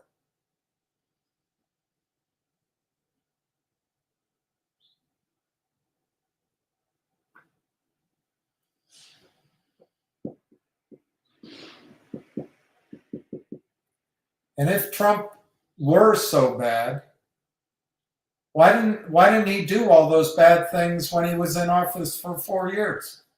He did none of it. And if Kamala is so great, why didn't she do one of the good things she wants to do over the last 4.5 years? 3.5 years. Why? The border. She cast the vote that there were warnings out there. I forget who the guy was. And it was a white guy that warned, so you can't listen to him. But warned that that stupid bill was going to cause inflation. She was the casting vote. But remember, with women, certain women, not all women, just women like Kamala, there's no responsibility. You get the power, you get the glory, the big paycheck. There's no responsibility for your actions. You can't be blamed for inflation even though you cast the tie-breaking vote. You can't be blamed for breaking up a marriage. And it was going to happen anyway. And then as soon as you get your job, you break up with the dude. No, there's no responsibility there. Only white men are responsible. Everybody else is a victim. Anyway, you can see I get tired of it.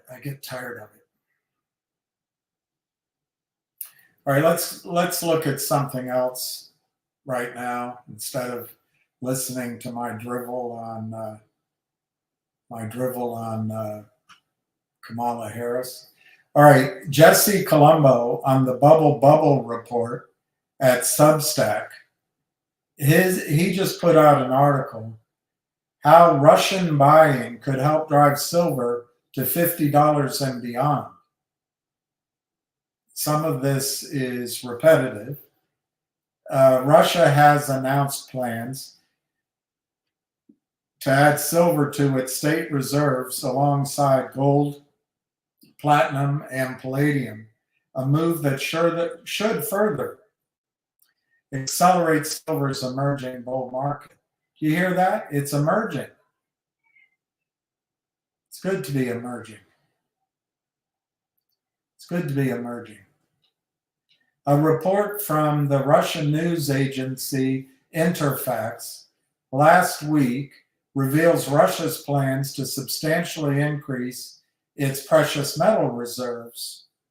This is almost taken word for word from the Jerusalem Post.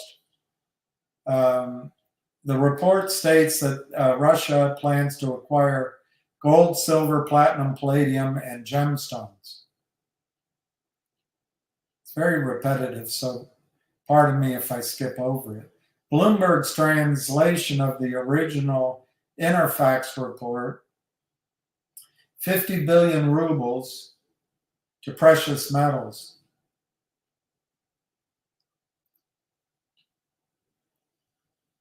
In recent years, now this is new writing.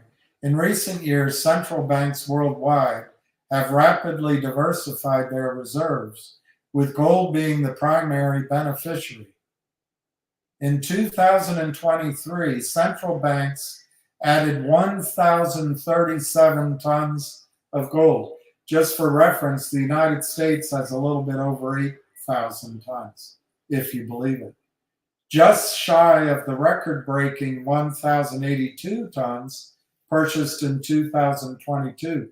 As far as I know, the United States has not added to their reserves. Central banks added a net 483 tons of gold in the first half of 2024. Amid surging global debt and rapidly expanding money supply, central banks are wisely diversifying their reserves into hard assets like gold and now silver. As fiat currencies rapidly lose value and government bonds become increasingly risky, these assets offer a safer alternative.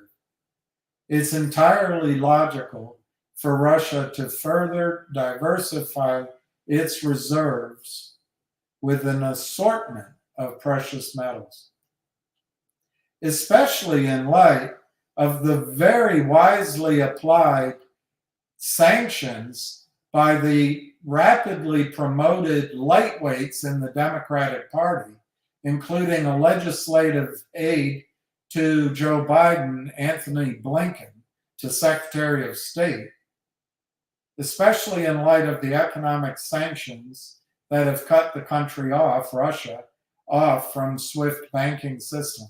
It's always good. That'll teach them. While Interfax report did not specify how much silver Russia plans to acquire, this move is noteworthy as Russia becomes one of the first countries to diversify Fulcrum, FRA, to diversify from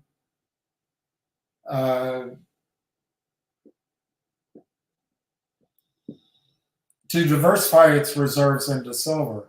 With gold prices continuing to surge, other nations may also be considering adding silver to their reserves, a trend which could drive silver to $50 an ounce and potentially much higher. I think silver is going to go to 80 this year. And I said that before this. The latest news from Russia reinforces the technical chart patterns that this gentleman, let's look his name up again, Jesse Colombo on Substack, the Bubble report.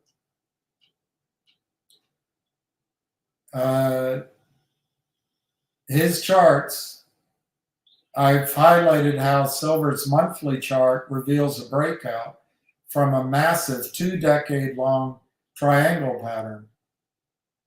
He doesn't know what to call it either. This breakout signals that silver is on the verge of a powerful bull market. That's what I think. And here's the chart.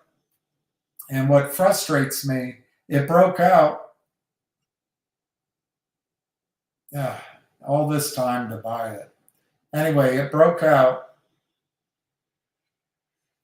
at around 25, ran to 32, and pulled back. That's what happens. You get a breakout, and they come back to test. And now, as soon as it gets over 32.5, it's gone. It's gone, boy. Gone, girl, gone. Gone, girl, gone. All right. And then he has this stupid thing too. If that isn't exciting enough, silver's logarithmic chart dating back to the 1960s reveals a cup and handle pattern which suggests silver could reach several $100 per ounce during this bull market. However, a close above $50 resistance is necessary to confirm this scenario. Well, I'll tell you, I think you got 50. This must be inflation adjusted, or it's not, I don't know. But 50 here is the Hunt brothers. This is the Hunt brothers. I don't know if you can see my little pointer. And then they collapsed it. You got this big cup, they say, and that's a handle, they say. Well, anyway, that's one. It got through 50 in 2010, which is when I decided to buy silver instead of Bitcoin like an idiot. So this corrected. And now if it gets to 50 this time, that's your third times the charm. If it breaks through, it'll come down to 50. If it hits 50 and doesn't quite break through, it might pull back down, but I don't see it pulling back down below, say, the low 30s, maybe 34, 33. So while we wait for GTII, silver's gonna do better than GTII ever could. The long-term gold to silver ratio chart indicates that silver is currently undervalued to gold. If the ratio were to revert to its average of 53 to 1, silver would be valued right now at $50. I've never heard of that particular ratio, but I'll take him for his word. Oh, I see. He has a 100-year chart here, and he's just taking the average. Well, whatever rocks your boat. I think that's a meaningless. Well, I know one thing he might be saying. He might be saying a reversion to the mean. The average is kind of like the mean, not exactly, I know. But to revert to the mean, to revert to the average, I see what his point is there. Adjusting silver for inflation highlights how undervalued it is by historical standards. During the Hunt brothers' induced spike, silver reached an inflation-adjusted price of $143 an ounce. In the 2011 bull market, it hit, adjusted for inflation, $68. Current trading at 32 is significant room to run up. I agree with that, and I think it's going to happen quickly. Look how quickly silver went from 40 in the 80s to 143, adjusted for inflation. Or alternatively, look in 2011, how quickly it went from 25 to 68. It's a heartbeat both times. I think you're about to get another heartbeat. Russia's recent move to add silver to its state reserves is a potential turning point.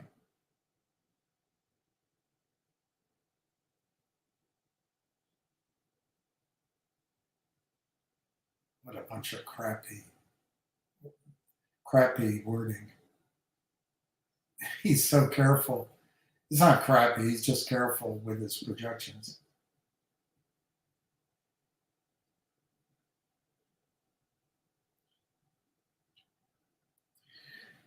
All right. Let me see what I wanted to show you. Oh, I know.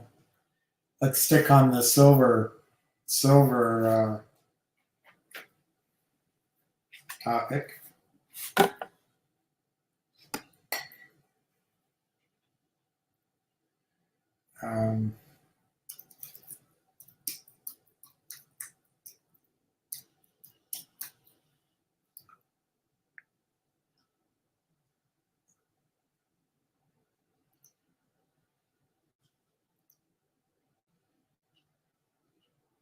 America's quiet coup. Right here. Adam Sharp posted on Daily Reckoning. You can see that. These two articles I hadn't read before I read them to you. It's the only way I can keep my interest up long enough to read it. Just kidding. Almost. October 3rd, 2024, by Adam Sharp. Silver, so much bigger than 2011. I remember it like it was yesterday. I wish I'd put my money in Bitcoin. I'd be down in Puerto Rico with Puerto Rican girls just dying to meet me.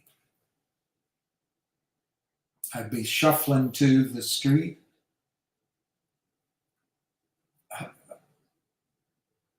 hustling on the street, shuffling to the beat. And a friend of mine calls and says, I've got some Puerto Rican girls just dying to meet you. We'll bring a case of wine and something fine.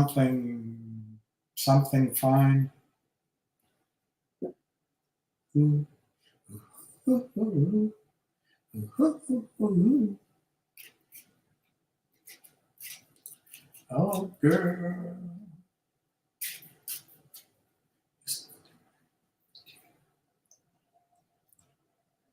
There's rats on the west side, dead bugs uptown. All right, silver, so much bigger than 2011.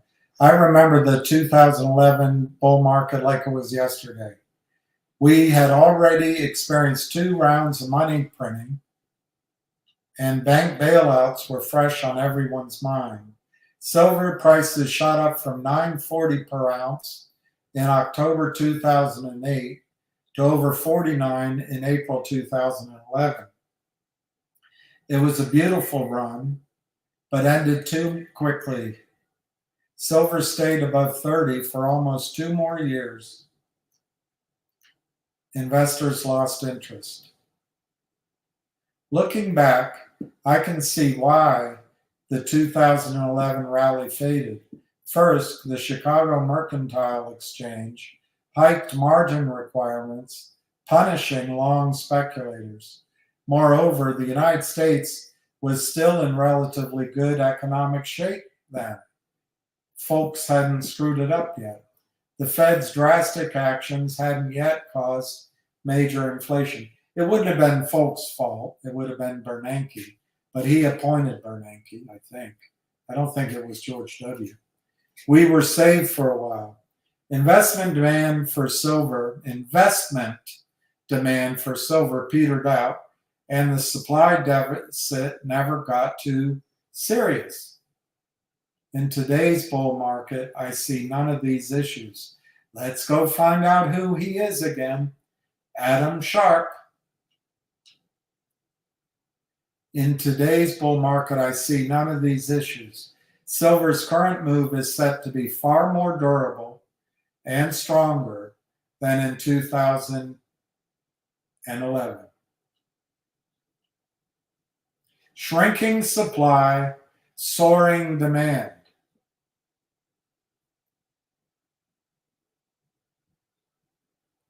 The remarkable chart below is from a Silver Institute presentation. It shows the annual surplus or deficit of, he didn't need to say it, but of physical silver. He assumed it. So in 2010, there was a surplus. 2011, a deficit. 12, surplus. 13, deficit. 14, surplus. 15, deficit. 16, 17, positive. 18 didn't matter. 19, slight deficit. 20, surplus. But look how big. 21, 22, 23. The deficits in physical silver are.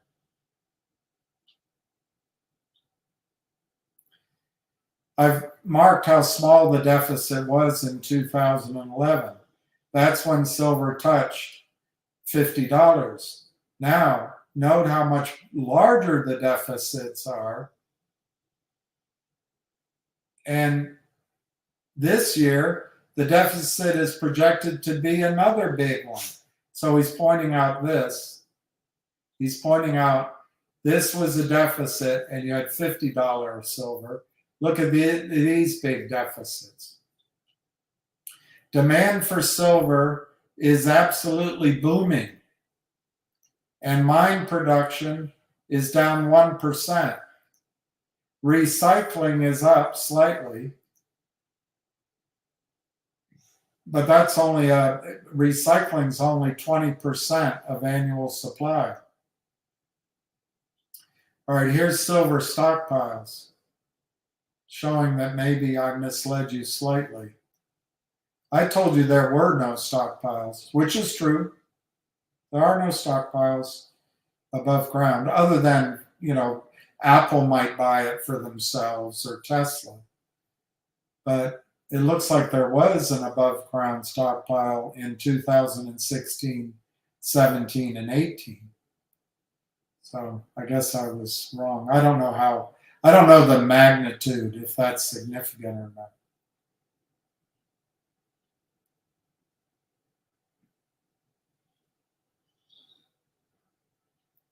One major driver of today's increased silver demand is solar panels. Each new gigawatt of solar power requires approximately,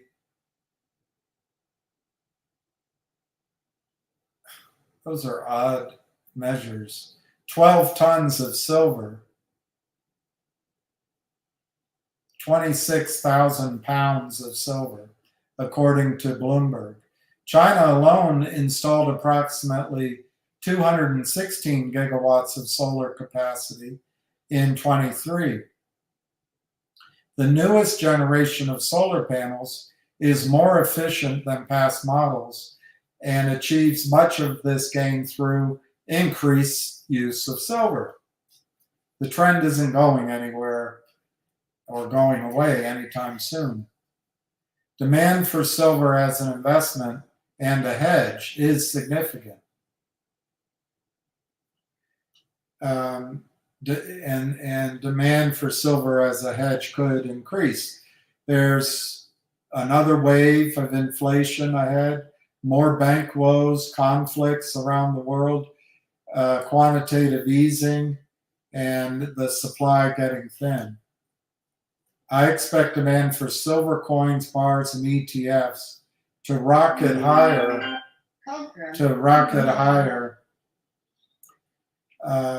in the ensuing calamity.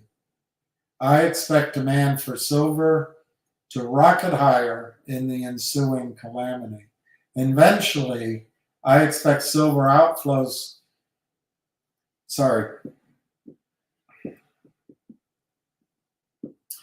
Eventually, I expect significant outflows from bonds and stocks into gold and silver and platinum, of course. Listen to these numbers. I tried to give some of these numbers to you the other day. Bonds just in the United States is a $53 trillion market. Bonds in the United States alone are a roughly $53 trillion market. U.S. stocks are another 55 trillion or so. I did the worldwide numbers last week.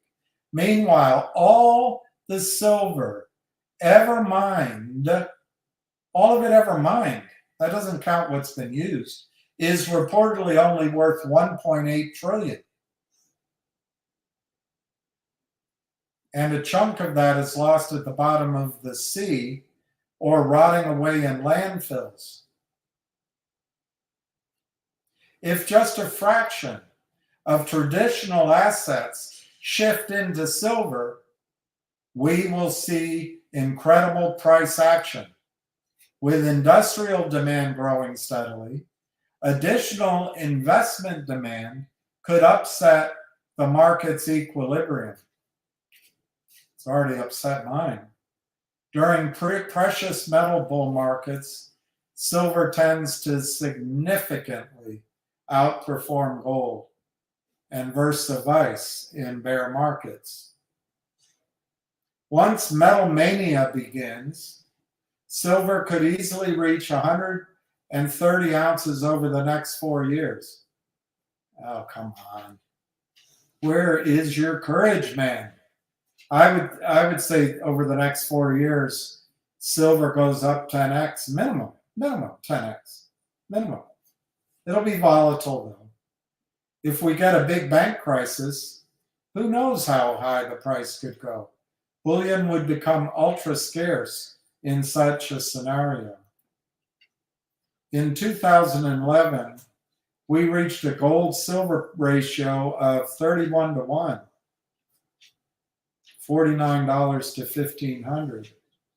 The gold silver ratio currently at 84 to 1.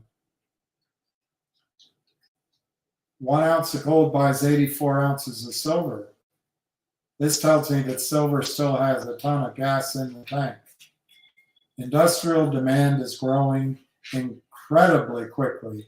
And with central banks shifting back into easing mode, the future for silver is bright. The future is bright.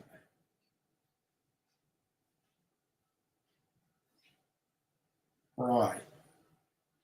You all right? You all right? You all right? You all right?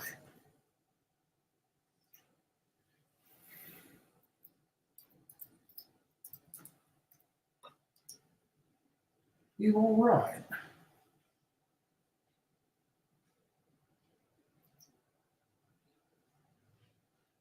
You all right? Oh my gosh. We gotta watch this. Darn it. I pray for all of you. I pray for all of you. I pray for every one of you.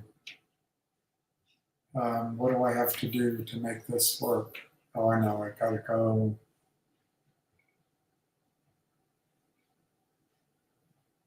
I think that's what I have to do. October the 7th, 2024. Guys, I just put the new track in from the National Hurricane Center. The storm is increasing. It's 155 now. Get it 156 and above. You're in a Cat 5. The winds were going to be coming in as far as the gust. On top of that, 190 miles per hour. But that's changed to 201 mile per hour, 175 knots. Look it up, but a 201 mile per hour gust as this thing becomes a Cat 5. Now it's supposed to slow down to a 3 or 4 by the time it gets close to shore. Still going to be a hurricane though over here, guys, at pretty good Cat 1 from the report. But notice the difference in the tracking. Look at that. These two marks were from 2 previous tracks, but Tampa, St. Petersburg, Tampa Bay, if this thing holds, this is the worst case scenario, because even with Helene, this upper section of Tampa Bay and some of these places were flooded really bad. And back it out. Let's look at the path again. Tampa's here, Winter Haven, and the storm was south of Winter Haven, maybe 50 miles this morning, the center of it, as far as the projected path. Here's Winter Park, Orlando, Winter Park. Of course, you got Diddy World up in there coming out now back above the Cape Canaveral area here. This would be Oak Hill, Allenhurst, Eldora, Bethune Beach, Creighton, Mims, Titusville, Wilson. And just think about the right side of the storm. Again, that's going to be the worst because it's rotating counterclockwise. But you can look at your areas. You can take this map, guys, or you can take the video, pause it, and look at some of the areas. But all of Orlando looks like it will be affected. All of Tampa will be affected if this thing doesn't change. We've seen it change, but each day it's going to get a little closer. Now, let's take a look at not only the satellite images, but some of the satellite or the National Hurricane Center data also. Now, we're down to 933 millibars of pressure. Again, we're speeding up. to 8 knots now, probably about closer to 10 miles an hour in that motion. But look, right here with 135 knots sustained winds, that is 155 miles per hour. The gust right now is 165, and that's 190 miles an hour. That's now. But as you go down, the next point on this showing 145 knot winds, which is 167 miles an hour. Again, strong Cat 5. Guys, and then your gust at 175 knots, that is 201.1 miles per hour. Think about it. Very strong, maybe one of the stronger ones ever to hit Florida. But it's in a low-lying area. It's moving north back in heavily congested cities, crossing back over in Tampa, Orlando, all the way through that area. But guys, just in the next update after what's coming up, we're still at 140 knots. That's 161 mile per hour. Cat 5, 170 mile per hour gust. You guys, you're dealing with right around 195 miles per hour as far as the top end. Then 135 here. You can see it start to slow down. That's 155 miles per hour. That's back to where we are now with gust at 165, which is 190. And it shows it getting back down to the Cat 3 and Cat 2 categories as it gets closer inland. That would be a great thing. Now, remember this. Cat 5 will push out in front of it for hundreds or 200 miles, guys. The wind pressure, the waves, all of that energy, you could stop the center dead still. And that energy, that inertia is already in motion. So you're going to have, you might as well say Cat 5, storm surge, and the initial winds. And check this out, guys. Perfect eye. Look at that. We're going to look at it a little closer. I just want to point out right now in Florida, you're getting a lot of moisture. But I was looking just before I started this video at the Sarasota beach cams there, and your clouds are, you're seeing these low clouds moving offshore. I would notice for 6 hour span on that camera, did it real fast, that you were getting at. That's going to change before too long. But right now, that's what you're seeing, and that's pushing water out into the bake, and that's going to help with storm surge as long as that holds up. But down here, a little further south, that's already been changed. The storm's making up its own weather patterns. See right through here, just below this area, it's moving back in. So the faster it comes through, as far as forward speed, the better, because you'll have less rain. But it's not 10 miles an hour is not that fast. And looking at the infrared, again, perfect eye right there. Florida, you got all of this for the last few days that you see here. And it looks like you're going to, this may be thrown out as the storm picks up. So it may be you're going to get a break maybe tonight from some of this moisture, but then it's going to be right behind it. South Florida, you're getting it now. But again, the lower clouds are right in here is where the change is from moving offshore to back onshore and creating its own weather. Let's take a very close look at this eye. Guys, and with that last report being at 155 mile per hour storm, it's increasing. Look at that eye spinning to perfection right there at the end. We're definitely into a Cat 5 already. You'll see it in the next report. Check that out. Wow. And this is as close as I can get. Yucatan, you're under hurricane warnings, and you better be very prepared because you're in this bad section of the hurricane. Look at that. There are hurricane warnings all up and down this area. A lot of energy there. Check that out, guys. This is going to be one for the record books. And I saw where JLR Investigates, a lot of you guys remember him. You're still watching, many of you do, that they are opening up all of the dumps that we can see there. They have FEMA on the ground at the big Coliseum there where they think it's coming in, and it's loaded with trucks, guys, full of food, clothing, supplies. I guess they got so burned in the Carolina area, or they have different intentions altogether, but they are fully prepared.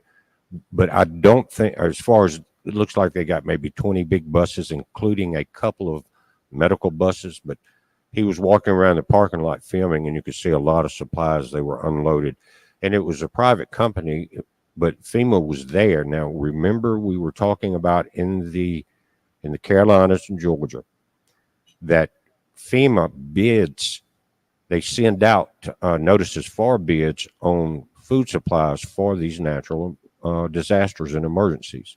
Then whatever company has the right lobbying in the swamp will get the contract, right? And that may be what we're seeing with the big trucks, because the big ones, they were wearing a different shirt, but there were FEMA vans everywhere and things like that. But these big trucks were more independent, but being fully allowed to be in there with everything you would need, they think. Totally unlike what's happening in the mountains. It's a sad situation. Now, this came out 30 minutes ago. You've got CMC model right here coming under the A in Tampa in this pale green line. Navy model is further north. It's north of Tampa, headed up towards the Jacksonville area, back closer to the area that Helene came in.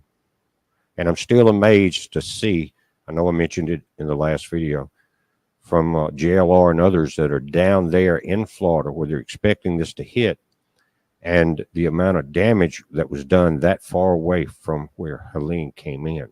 It was a large, massive storm. This one is going to be stronger. Now, this came out since I've started this video, the update here, and they're showing it is now a Cat 5. It's going to scrape the northern Yucatan as a Cat 5. Slowing down, they're saying, to a Cat 4 by Wednesday morning at 8 a.m., guys. You need to be out of here tonight and tomorrow very early. They're already reporting, and I saw DeSantis say this early, that the gas lines were really backed up. He said there had more coming in, but while we're into these high hurricane winds, they'll be shut down a lot of bridges. They'll be able to come in afterwards if it runs completely out. But he said they've ordered diesel, millions of gallons of that, and gasoline. So he's on top of that. It's a good thing. But notice the center of the path, back right through Tampa like we're seeing now. This is Fox Hurricane Sky Tower. Out here, this is still a Cat 1, guys, as it comes across. So it's going to be slowing down from a possible Cat 3. So you're going to be getting a Cat 2, guys, up into the Diddyland area. And then Cat 1 as it comes back offshore. If this stays intact, 925 millibars pressure, dropping very low, east-southeast at 9 miles per hour, 160 mile per hour winds right now. Now, you can see quite a difference between this video this morning from the southernmost point of the continental U.S. down in the Keys. People are lined up to get it. They've got to get this picture. I guess if I went down there, I'd want it to, wouldn't you guys? But the seas are much higher. You're starting to see that splash. And even with Helene, we were seeing it splash over this cone. And it's probably about 10 foot tall, I would say, looking at the size of these folks against it. But everything's heating up in the area, and the hurricane is not coming in here unless it makes a drastic change to the south. Just telling you the strength. The entire Gulf of Mexico now understands it's under the control of a mega hurricane. Guys, we're going to stay right on top of it. Don't worry about that. It's a heads up. Be safe.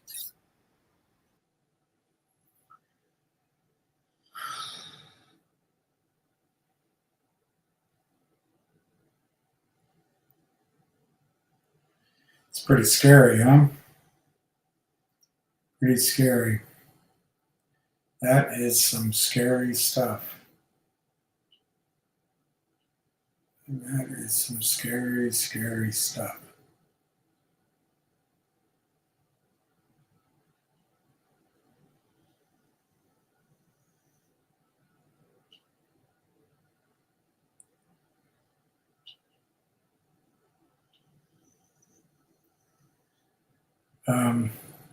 Today's the anniversary, or it was, I guess. The fact is, it's 10 hours from now, so I guess the anniversary's already gone by. But there's a pretty educated woman who has an explanation for the point of view which I don't always represent, and I think it's important to hear all sides. Maybe I won't be able to find it. I listened to part of it last night.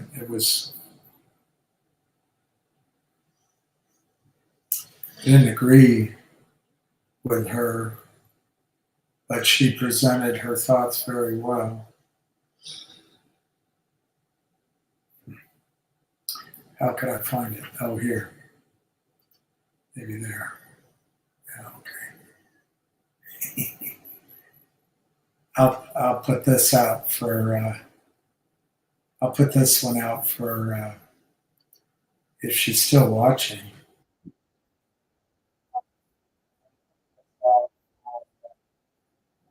I'll put this out for KYP. I think she'll allow me that.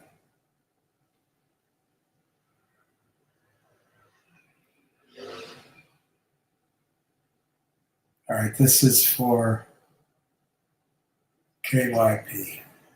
L is for the way you look at me. O is for the only one I see. V is very, very extraordinary. E is even more than anyone that you adore can love. L is for the way you look at me. O is for the only one I see. V is very, very extraordinary. E is even more than anyone that you adore can love. L is for the way you.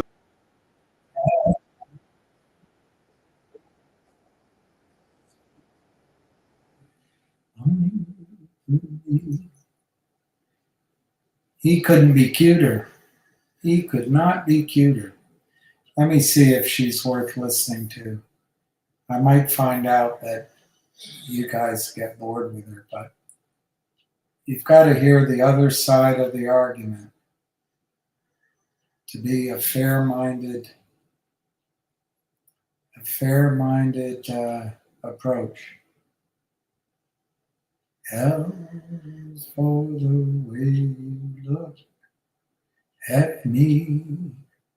O is for the way you ogle me.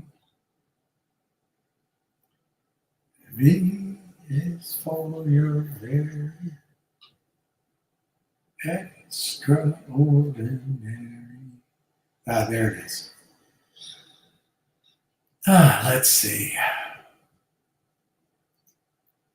I listened to 20 minutes of this. Should I just start in the middle or should I start at the beginning? I think I'll start at the beginning because why would you want to start at the middle? So, this is from Trigonometry. It has 1 million subscribers, Trigonometry, and Melanie Phillips is talking, as you'll see. To finish off the job, the vast and overwhelming majority of the population are united in the determination that this will be the last war. Is that even possible, Melanie? I have to say, and a lot of us in the Jewish community think this, now we understand why the Holocaust happened. Melanie Phillips, welcome back to Trigonometry. We obviously want to talk to you about Israel and the war in Gaza and all of that. But you know, it just struck me something because you spend a lot of time living in Israel and we were just chatting before we started. and you were like, yeah, I'm going back tomorrow, missiles permitted. And then you told us that, commercial airliners have missile shields and all the pilots are ex-fighter jet or ex-bomber pilots. And it just made me realize that I think, first and foremost, it would be really valuable for people to hear what it's like living in Israel, because all of us, we just watch the news and we go, oh, Israel's doing this and Palestine is that. And we don't actually imagine what people are living through, and therefore perhaps why they're making some of the decisions they're making. Well, first of all, it's very good to see you both again, and thank you for having me back. It's El Al that has the missile shields and the bomber pilots as pilots. I'm not aware that British Airways goes in for this kind of thing. What's it like living in Israel, as I do mainly, although I'm in Britain a great deal? Well, since October the 7th, that terrible day when I was indeed in Jerusalem, and at 8:10 thereabouts, the first siren went off and we had no idea what was happening. We had no idea what was unfolding. The horror was unfolding in the south. But since then, Israel has been at war. And what I can tell you is that it's the most extraordinary place to live in, and has been for the past 11 months, in a way that nobody here can really understand. First of all, you have to understand that Israel is a very small country. It's only 9 million people. And consequently, it's like a big village. Everybody knows everybody else. And I would say there's hardly a family, hardly a household which hasn't been touched in some way by all this. Either they had relatives or friends or acquaintances who were taken hostage into Gaza. They were at the famous party, the rave, where hundreds of young people were mown down. Or they have relatives who were killed in that whole episode, that atrocity that actually happened on October the 7th. Or they have young relatives, young children, grandchildren, nieces, nephews, boys and girls who were on the front. And some families hadn't heard from their relatives who were on the front for months. They just disappeared into Gaza. They had no idea what happened to them, where they were. And some of these young people are dying. They're dying constantly. And so people in Israel are going to funeral after funeral, visiting one shattered family after another. And consequently, there is a sense of shock and trauma which happened on October 7 because of the enormity of what happened on that day. But in the 11 months that have followed, that shock and trauma have kind of deepened. They haven't alleviated, because every day it kind of gets worse, because the casualty toll gets worse. And people are very resilient in Israel, but they're looking at what is actually, and people in Britain and the rest of the West probably don't really understand this. They're thinking, oh, Israel is doing this in Gaza, or now Israel is doing this in Lebanon. What they haven't really, I think, factored in is that from the very start, from October the 8th, it has been then a 7 and now 8 front war directed by Iran. This is an 8 front war by Iran against Israel, waged through its proxies. It is a regional war. And the sense of being besieged, and the sense in Israel of, how is this thing going to end? And are people in charge actually going to end it? And is America, upon which we in Israel have depended all these years, is America actually for us? Or is it actually an enemy that we are having to fight simultaneously? So this is very, very luring. It has taken a terrible toll. People's mental health has suffered. And basically, the Jewish world will never be the same again. Having said that, the spirit in Israel is astounding. The sense of collective spirit. Now, you will have read, and it is true, that there are great divisions in Israel. You will have seen very large demonstrations on the streets, mainly of Tel Aviv, demanding that the hostages be brought home, demanding that Netanyahu, Prime Minister Netanyahu, departs. And through the prism of the Western media, it would appear that Israel is a divided society. This is not true. there is a significant division and has been for a long, long time. But I would say it is a very noisy and very articulate and very powerful, but very small minority of the population. The vast and overwhelming majority of the population are united in the determination that this will be the last war. And Israel has been at war since its birth in 1948. This will be the last war, by which they mean what October the 7th did is it told us, it kind of entered the iron into our soul, our collective soul in Israel, that never again would we ever be put in that position of being under that kind of existential attack. Because hitherto, Israel has been, it was called mowing the lawn.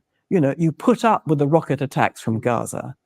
And then after about 2 years of these hundreds of rocket attacks, you say no more and you go in and you deal Hamas a bad blow and then you come back and then Hamas recovers and then it does it again.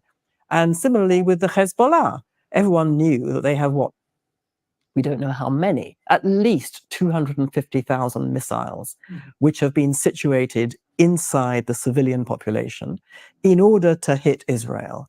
And everyone just sort of sat there and said, well, let's hope they don't ever activate it.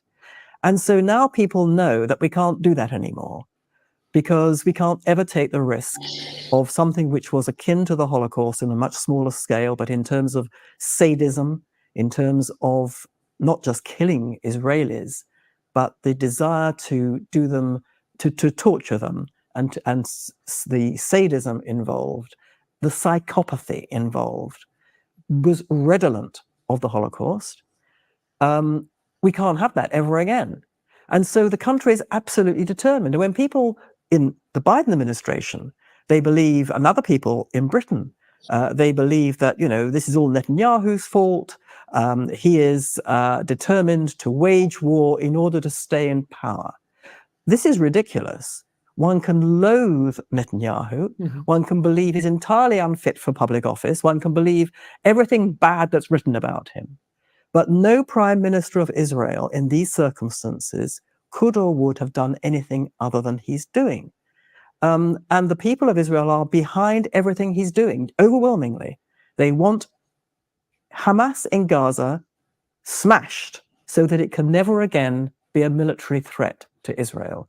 They want the Hezbollah smashed so that it can never again be a military threat to Israel. And they want the Iranian regime put back in its box or smashed so that it cannot complete the building of its nuclear bomb with which it intends finally to finish off the job that it's been doing for decades in killing Jews in Israel and other non-Jews in Israel.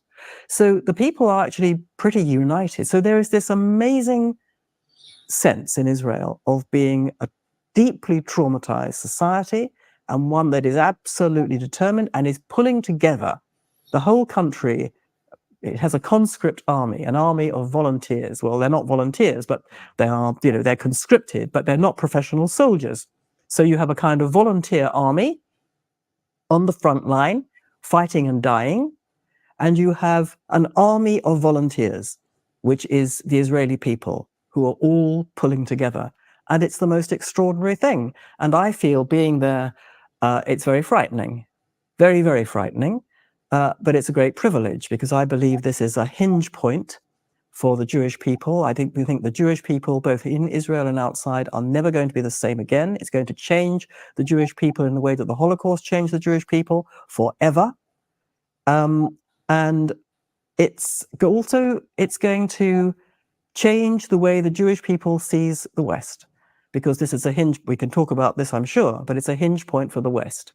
This is where the West has been given a very, very clear choice. On October the 7th, it was given a very clear choice. Do you choose in the West? Do we in the West choose civilization or barbarism? And it's not chosen civilization. Well, I would say the choice the West was actually given is the choice between civilization or weakness. But let's set that aside for a moment because it's definitely important. You mentioned that that people in Israel feel that this must be the last war. I understand that.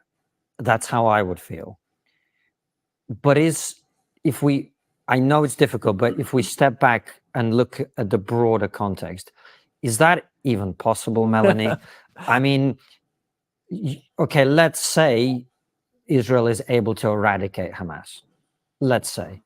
Hezbollah is a different kettle of fish entirely. And if you're talking about Iran, I mean, Iran is a very powerful and big country who, with all respect, I don't think Israel is going to smash the regime. So how does this end? Well, I can't answer that question. And it is currently unanswerable. There are too many unknown unknowns and known unknowns and unknown knowns, to quote somebody else. Is it realistic to think it could be the last war? It's not completely unrealistic. It depends on various things happening. If you think that the head of the snake is Iran, and you really can't solve this problem of the endless war without taking out Iran or the Iranian regime and neutralizing the Iranian regime in some way, you have to have America on side. No question about that. And America has been, until now, for many years, very unwilling to take on Iran. That's another matter. Israel has historically many other enemies than Iran. Iran is Shia Muslim, and before Iran became such a regional power and such a threat, it was Sunni Islam that was the main threat to Israel. But before the war started, we saw what was happening. The Abraham Accords. Saudi Arabia has not yet committed itself to come out as an ally of Israel, but it is. The Gulf states, with the exception of Qatar, which is the patron and founder of Hamas, but the other Gulf states are all very openly for Israel. And despite the fact that, there's a lot of stuff being said about the war by Saudi Arabia and other Gulf states, I believe that the trajectory is still there. That Saudi Arabia, the Crown Prince, who is the effective ruler of Saudi Arabia, believes that he cannot enable his country to grow and prosper unless it disavows itself of fundamentalist jihadi Islam, which it is trying to do, which is amazing since it was the progenitor of it, and make an ally and friend and partner of Israel. And I believe that is still the underlying trajectory. And if that were to happen, when and if the smoke of battle eventually clears, if that were to happen, then you are looking at the war that ends all wars. You are looking at the end of warfare against Israel. It's not impossible, but a lot of things have to happen for that to happen. Melanie, why is it that whenever we talk about Israel, that we're never honest, and I say the left particularly about this, about Islamism, about jihad?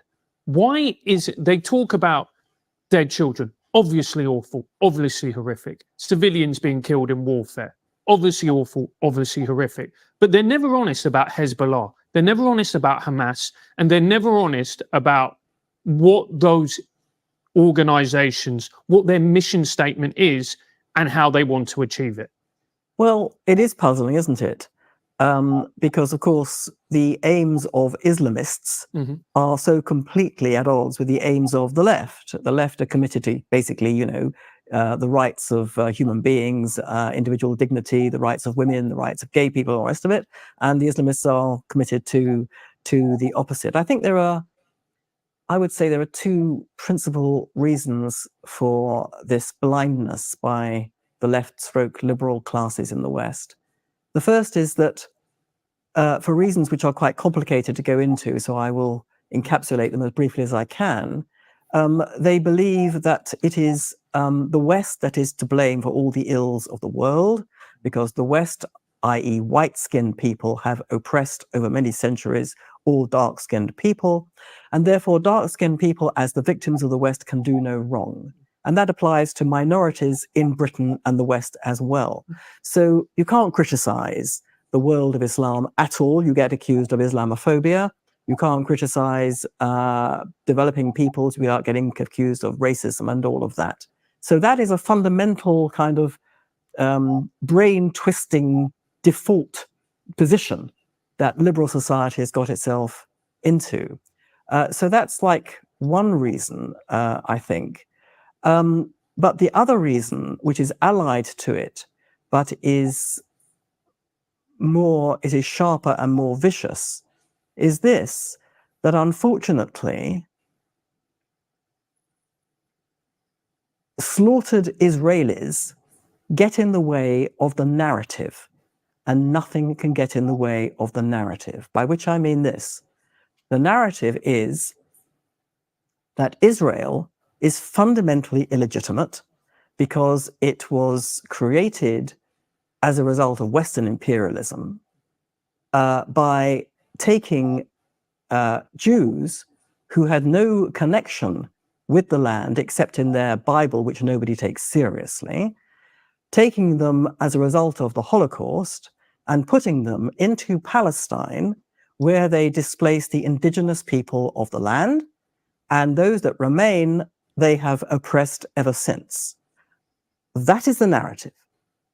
Every single part of that narrative is not just wrong, it is not just a lie, it is a lie that reverses the truth and writes the Jews out of their own history. We can talk about that if you want in more detail. Why don't you Yeah, tell us yeah, the details of yeah. why that's wrong? Okay, but let me just finish my thought, Yeah. which is that that narrative defines the Western liberal. It makes the Western liberal think, I am a good and moral person, and the evidence of my being a good and moral person devoted to the betterment of mankind is that I defend the oppressed, who are the Palestinians, against the oppressor, who are the Israelis. So if you have Israelis, as you had on October the 7th, who are slaughtered, raped, beheaded, burned alive, and kidnapped to be tortured, raped, and murdered by the people that I, as the morally perfect person, have been supporting, that can't be. Because if I were to admit that happened, I would no longer be a moral person. Worse, I would be agreeing with the people who oppose me, who are bad and evil people, who are the right. I would become right-wing. That cannot happen. So I must deny it. So I must say, they weren't raped. There's no evidence of that. Or, murdered? Yeah, but like, they brought it on themselves. Hamas. Mass murderers? No. Resistance. They're resisting the colonizer. Genocide? It's the Israelis who are committing genocide. Here are the Israelis who are faced with a true genocidal enemy who say in terms, our intention is to destroy Israel and murder every Jew on the planet. Okay? That's not just what the Hamas say. It's not just what the Hezbollah say. It's what the Palestinian Authority tells its children. No one in the liberal West can ever admit that, because for decades they have hung their moral personality on supporting that cause. Now, why do I say it's the reverse? Because, as you know, I've been concerned about both the economic and political. All right. We'll take that as an opportunity to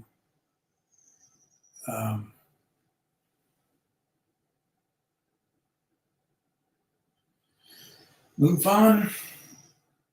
So I'm not going to comment on that because it's the anniversary of a lot of people having been horribly treated and killed.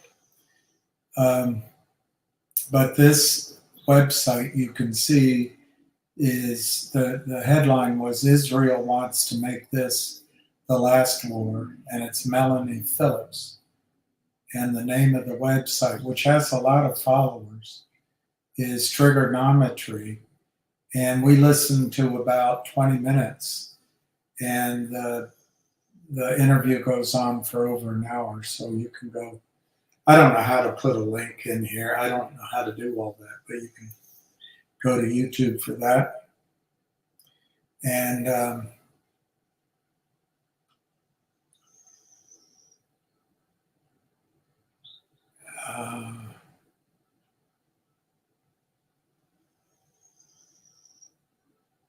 I mean, there's the good thing about Israel and the rest of the Middle East. There's a lot of highly educated people there with a lot of points of view, and they debate it amongst themselves quite fearlessly, which is a good thing. Let me just see if I can find. I may not find something else to play just to leave this subject out here. That's not very nice.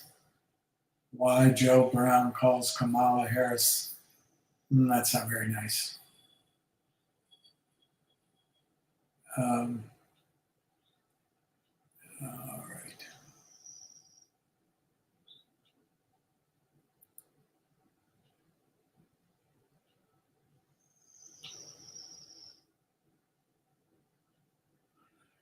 All right, I'll leave that alone. I shall leave it alone, and let's see if there's any news. The only stock that's up is this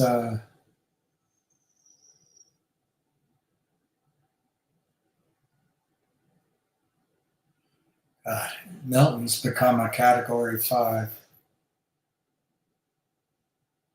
as you know. It's going to be a major disaster, it says. Everybody's covering it now. Just hope people get out.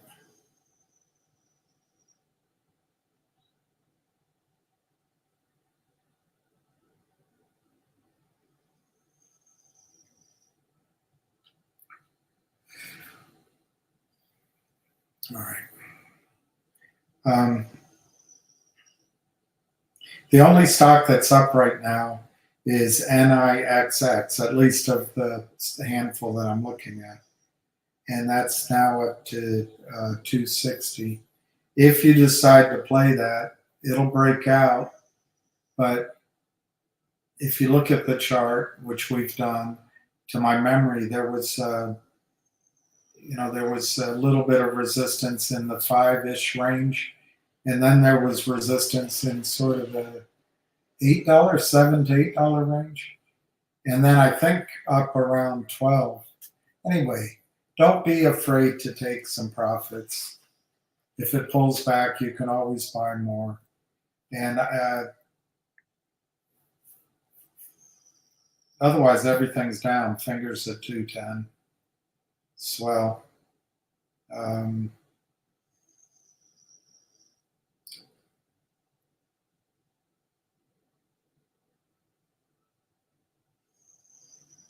Let's see if there's any financial news. It's very slow. It's very slow. So let's go over to here. There, I can see you. I can read some of these. Milton has supercharged to mega Category 5 storm. Oh my Lord. There's apparently there was a Civil War hurricane, gale of 1848, changed the face and the coastline.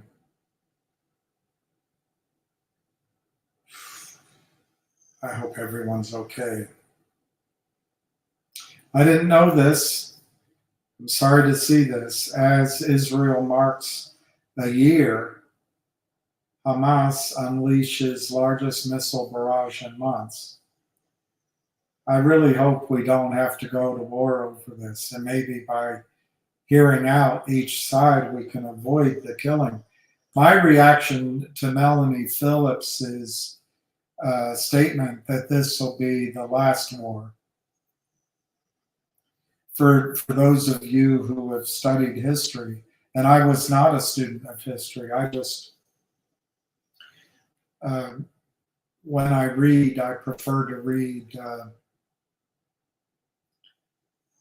biographies or history ideas. I mean, I'm looking, the books in front of me here, all boring, all about money, but I have the Armada. I want to read that. I haven't started it. I just did read Ask Not, which is written by Maureen Callahan about the Kennedys. She's got a feminist angle. But on the other hand, it was a really well written book, and it gives you the perspective of the Kennedy women. And there's some real tragedy there, some real heroes in the Kennedy women. And the men did, in many ways, mistreat the women. Anyway, I finished that. But I don't read a lot of novels. But that's not always true. Sometimes I do. So anyway, I don't know my history, and I don't pretend to. But before the World War I, the promise of that war was it would be the war to end all wars. That was the promise of World War I, the war to end all wars. And what amazes me is how human beings can, with time going by, we can come full circle to that idea that if Israel goes into an all-out war with Iran, it could be the war to end all wars, and somehow Israel would exist and Iran would exist. It's very frightening stuff because, as you know, World War I slaughtered human beings in the trenches, particularly Englishmen, French, but mostly Englishmen, and then Germans. It was carnage for 4.5 years. That's where I get confused. And it didn't solve anything. It set up imbalances that led to World War II. And anyway, we might, this time around, if we have World War III, we might not get a chance at World War IV, unless it's fought in the steppes of Asia, riding beasts and shooting bows and arrows. I hope we don't go to war.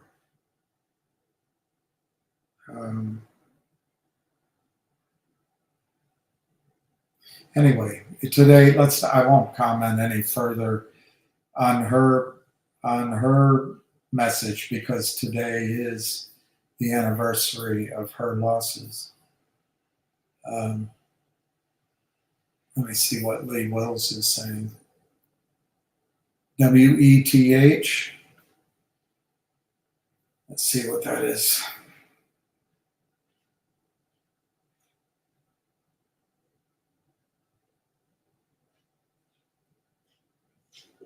It's up 58 cents.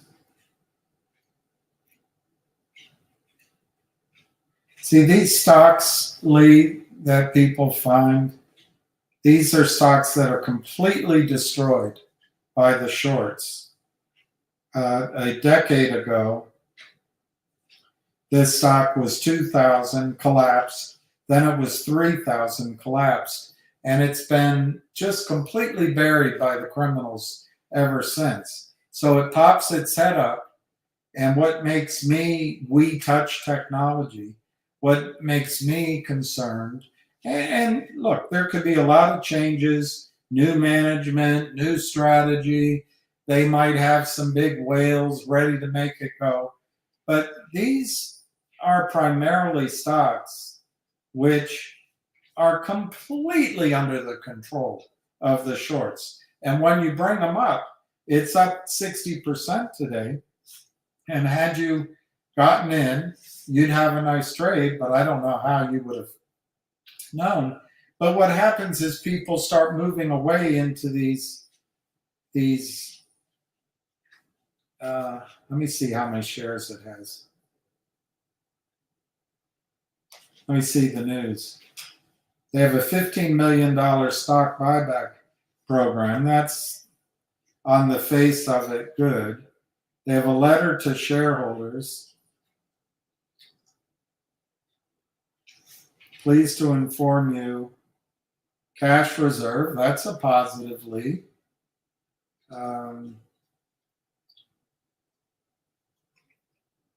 They have global clients.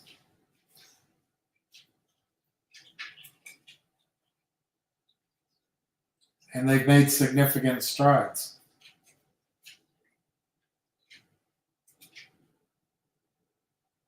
They have high margin products for their next generation. He says they're undervalued. Zhongyi Lian. All right, let's see.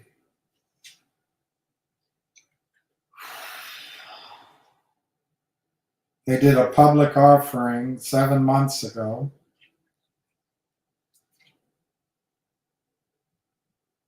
$2 million shares at $5.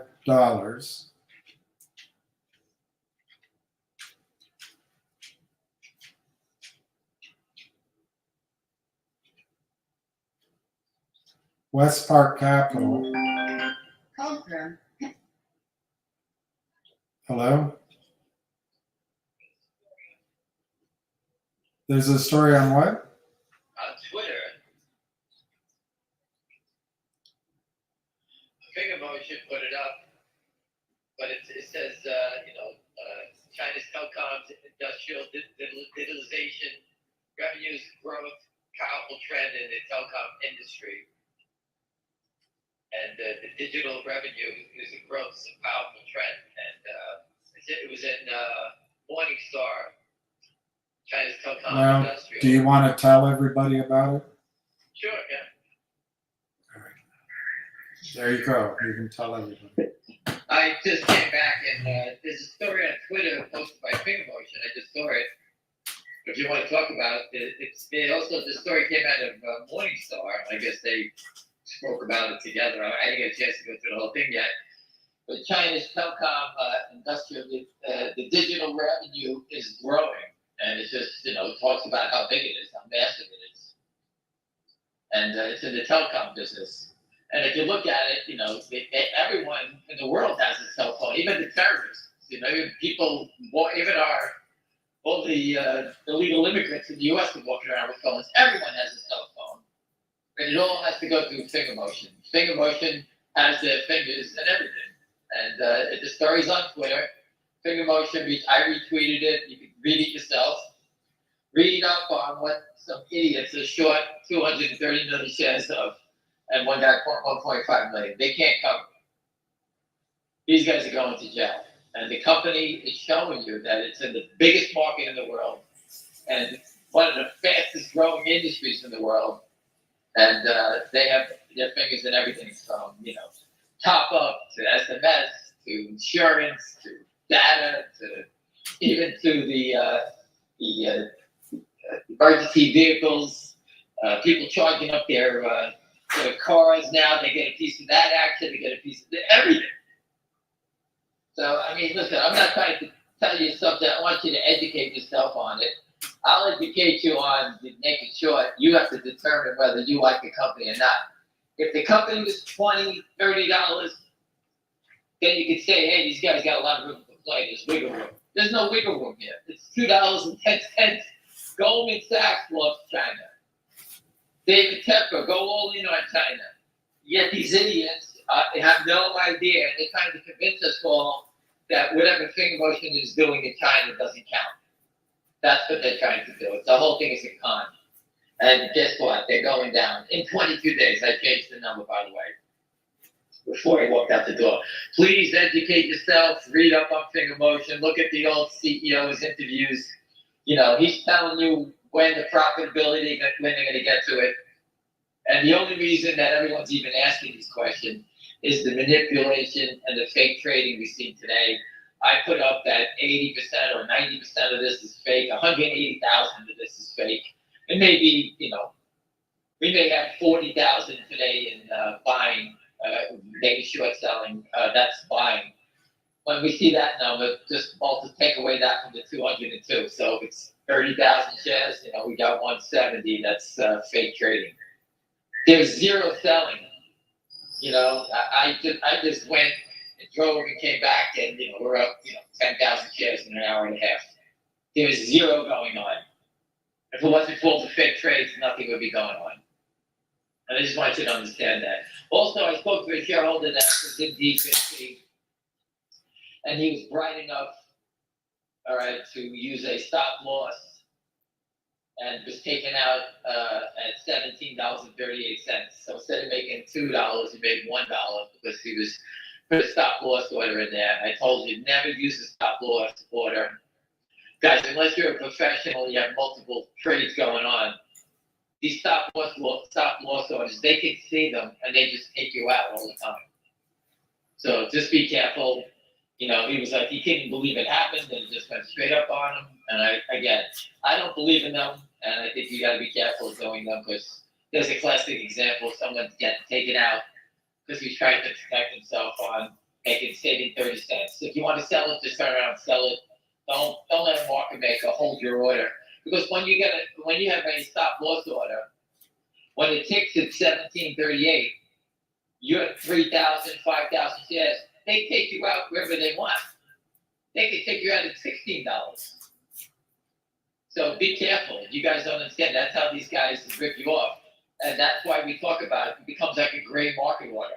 You know, they have your order. They can do whatever they like with it. So be careful on that. You know, be smart about it. Be careful on it. And again, please read the story of finger motion. It's right there. Me and William, I'm not telling you something. Just read it. It's right there. If you can't understand it, ask a question about it. You know, I'm going to go over it tonight when I get a chance and go through all the gory details of it. I'll hopefully get, you know, understand something more for myself. But understand what they're doing. That's just one part. The insurance part, the top up, and this. Finger motion is the telecom business. They're in the telecom business in China. Again, it's not. They're not in the telecom business in Maine or North Dakota. It's in China, the whole country. So anyway, I'll leave you with that. I can't talk too much more. I got shit to do. But again, you can see there's nothing going on. It's nonsense. These guys are playing games. And again, 22 days, we'd be down to 21. Again, Patrick Burns somewhere in Europe, so he's way ahead of us. So we're trying our best to get him on, and we will address all those answers, all those questions we need to get answered. Patrick Burns is a man of his word, and he will come on. All right, William? So Okay. everyone, have a great day, and I'll be back tonight. Thank you. All right. Yeah. So Lee, WETH, it is interesting. They only have 12 million shares outstanding. So it might be one where things have been cleaned up. And I mean, they held by insiders, less than, very small, none. Held by institutions, none. But that's not fatal. That's not fatal. So you may have found something. And Reddit, if you traded it, I don't know what to tell you to do. I would try to get your original money out of the trade. But I could be wrong. I think that the game here is to use you as a sucker, me as a sucker, jump in, and then the criminals have 2 or 3 points they can work with again. That's my fallback position when you give me a new name. However, they've only got 11 million shares outstanding. They have cash on hand, and it looks like their last financing was just a cash financing. some small capital firm that could be a front. I'd have to go into the prospectus and see if it's got toxic formulae in there. But you might be onto something, Lee. You might be onto something. Certainly. And just because I get skeptical doesn't mean I'm right. Does not mean I'm right. Does that apply to take profit orders? You mean GTC sell orders? No. It's much more likely in a squeeze situation or let's call it a mania, a splurge of buying, that a stock will overshoot its target. And if you have a GTC in there, you might be too early, but if you put it in at a price that you're happy with, doesn't matter. It hits it, and you'd be surprised. Oftentimes you get that, and then the stock settles down for the day, and you wouldn't have gotten the price had you not had that order in. One way to do it, I know charts don't matter in squeezes, but charts show you some places where the other computers will see resistance, and you can put your GTCs in there. When you have nothing else to work with, apparently in nature, in the universe, in trees, in shells, in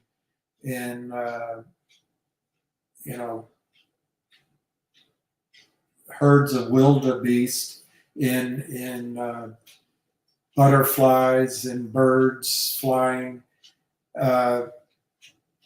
There's a sequence called the Fibonacci sequence that comes up over and over and over again.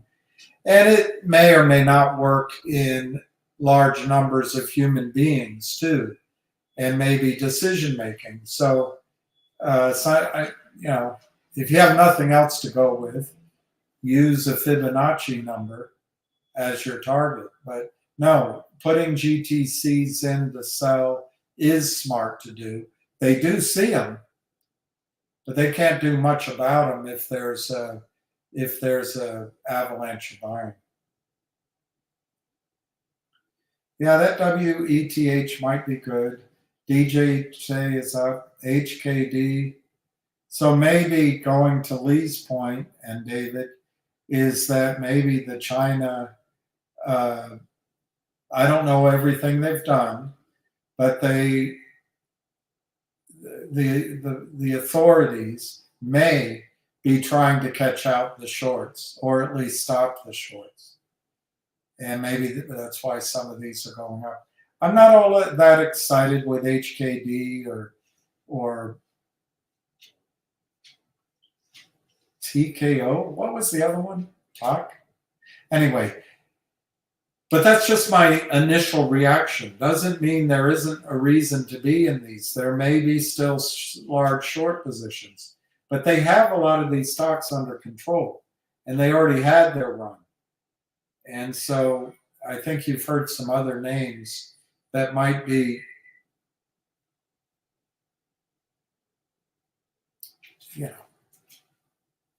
more of a setup.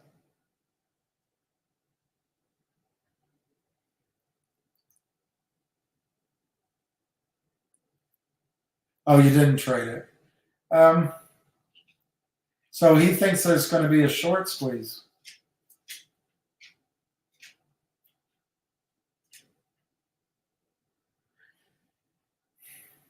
Maybe.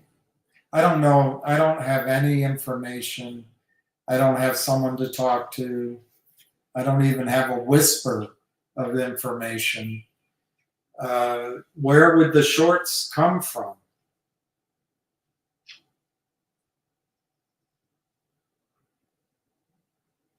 I guess from financings. And that would imply that the last financing the CEO did. The CEO knew not to do a toxic financing. I don't know. I don't think the short squeeze story should be trusted as much as we do trust it, because the powers that be, they have so much power. We've learned that now. Everything from MMTLP to GTII. If they can't win outright, they can cheat. They can bring in their compatriots, and then they can file lawsuits. They can buy time. They can get in trouble with the authorities, file a lawsuit against the authority and buy more time and just buy time and buy time. They can get to the CEOs. People drift away. They can bribe people, whether intentionally or not. I really don't care. I'm not trying to impugn anybody's motives. It's just things that happen. And so we're really up against it. But I'll try to remember that one, Lee. I should write it down if I'm going to remember it. WETH.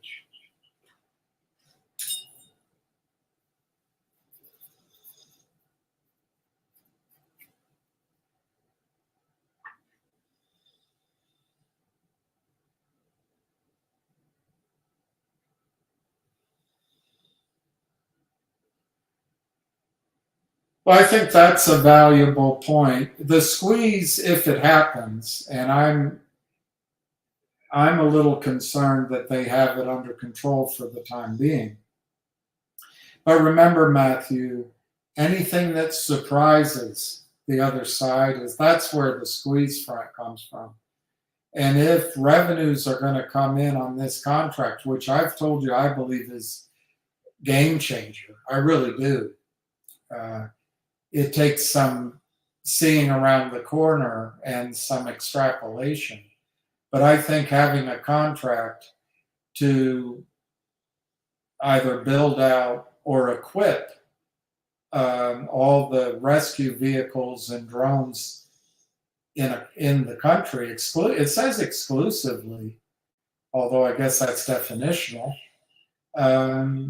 It's just a giant contract. I mean,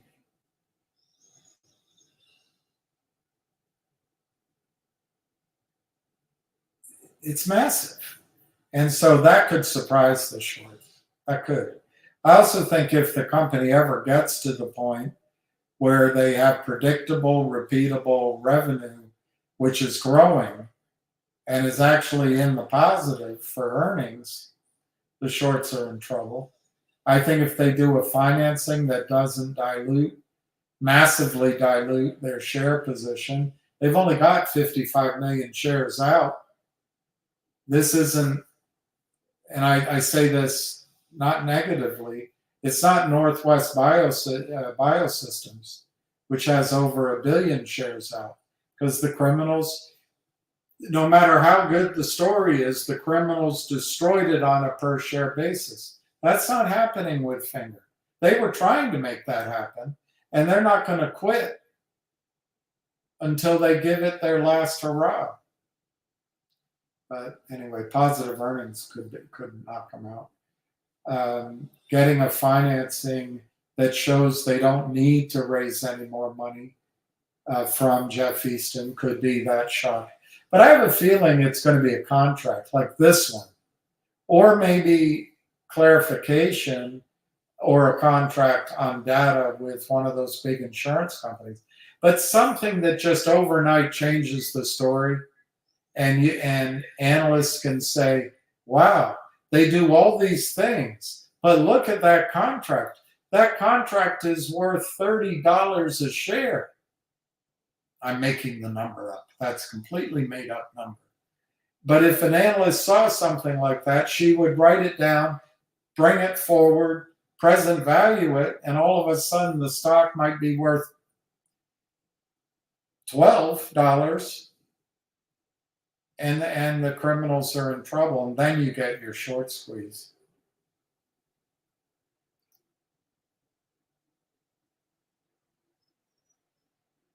It could be he's good. I don't know who he is, but it could be he's good.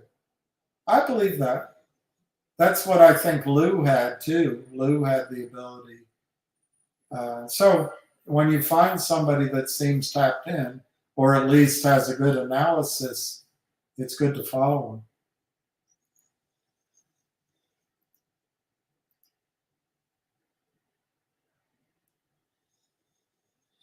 Two-party system.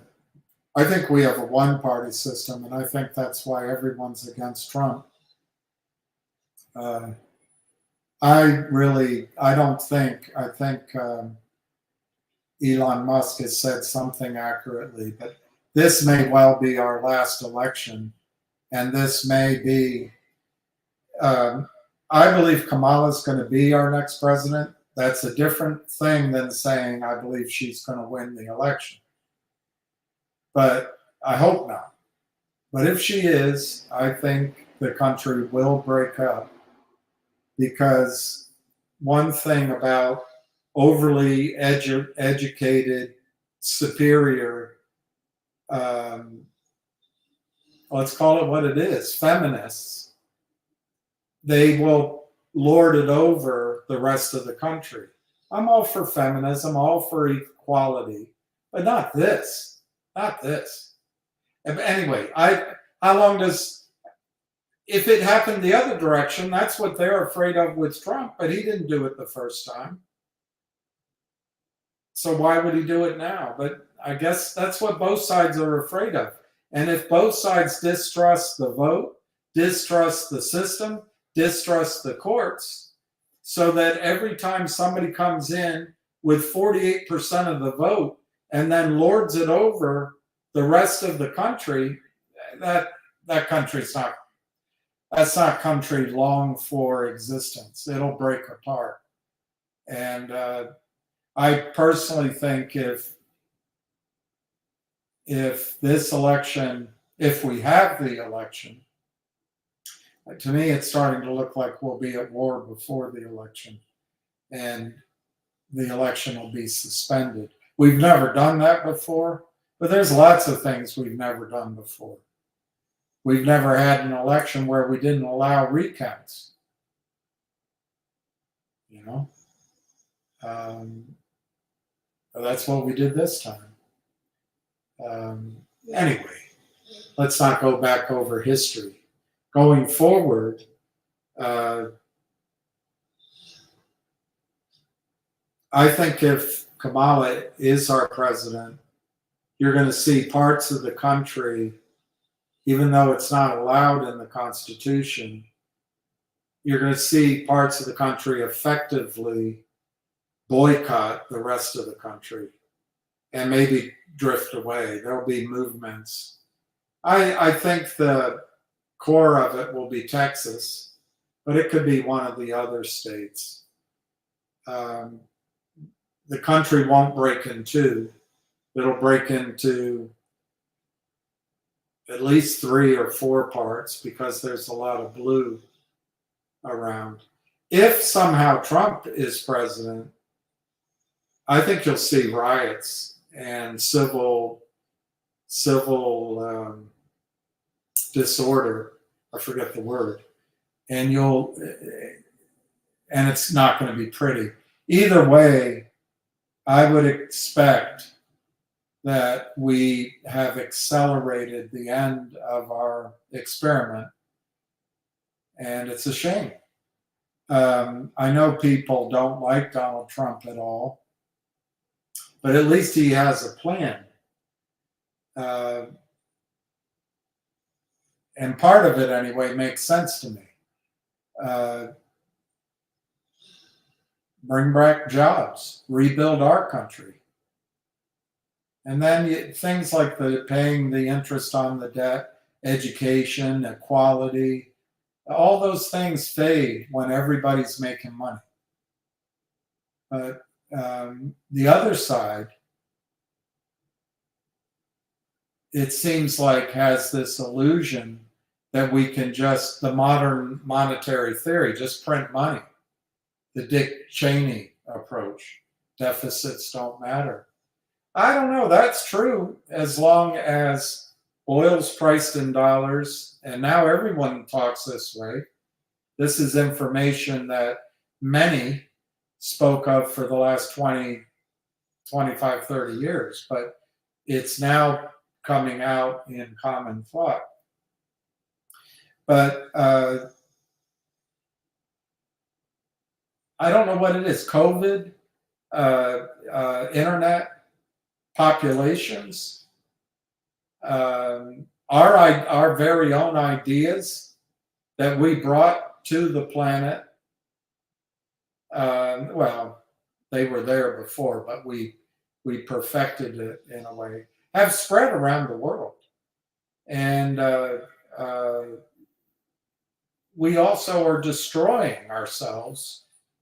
We're on the wrong side of the Middle East. We're on the wrong side internationally in our relationship with Russia because Hillary lost an election. She decided to use all of her power to demonize Putin and destroy Trump's 4 years under a fake Steele dossier she paid for. But no one cares. By the way, where is the media in North Carolina right now and Georgia? Where is the media?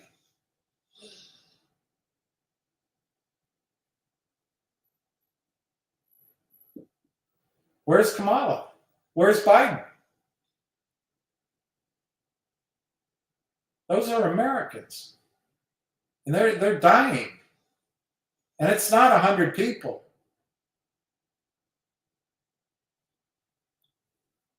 Anyway, if Trump gets in, I think he'll have civil unrest, and the country might not break apart.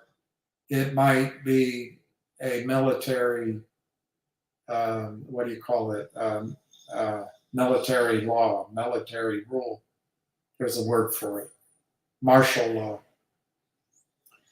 But the future doesn't look good for the United States. Trump's revitalization of our ideals and of our mission, that kind of leadership could transform the country. And behind him, because he only has 4 years, you've got Robert Kennedy, Tulsi Gabbard, Byron Donalds, Anna Paulina Luna, although she needs to grow up about her, bathing suits, but hey, if you've got it, flaunt it. Maybe J.D. Vance, he impressed me. Maybe others that I'm not thinking of. But if we can carry, I like now, is her name Michelle Shannon? That doesn't sound right. The vice presidential candidate for Bobby. She seems pretty sharp. But if we can get our ideal back and we can start cooperating with each other, have different ideas. I can hate your concept, but I can sit and listen to you so I learn where you're coming from. And there might be one piece of what you're saying, I go, wow, that makes some sense. But if I immediately write you off because you're only voting for Kamala because she's a female, which I think is a pretty stupid reason. But if I write your thought process off, the only reason you're voting for her is she's supposedly black and she's female, and I don't want to talk to you, well, I'm doing a disservice. If you have ideas I need to hear, I got to listen. And that's how a democracy works. I can hate your ideas, but I can still respect you. I can hate some of your ideas and not hate all of them. It's complicated being human. We're not chess pieces.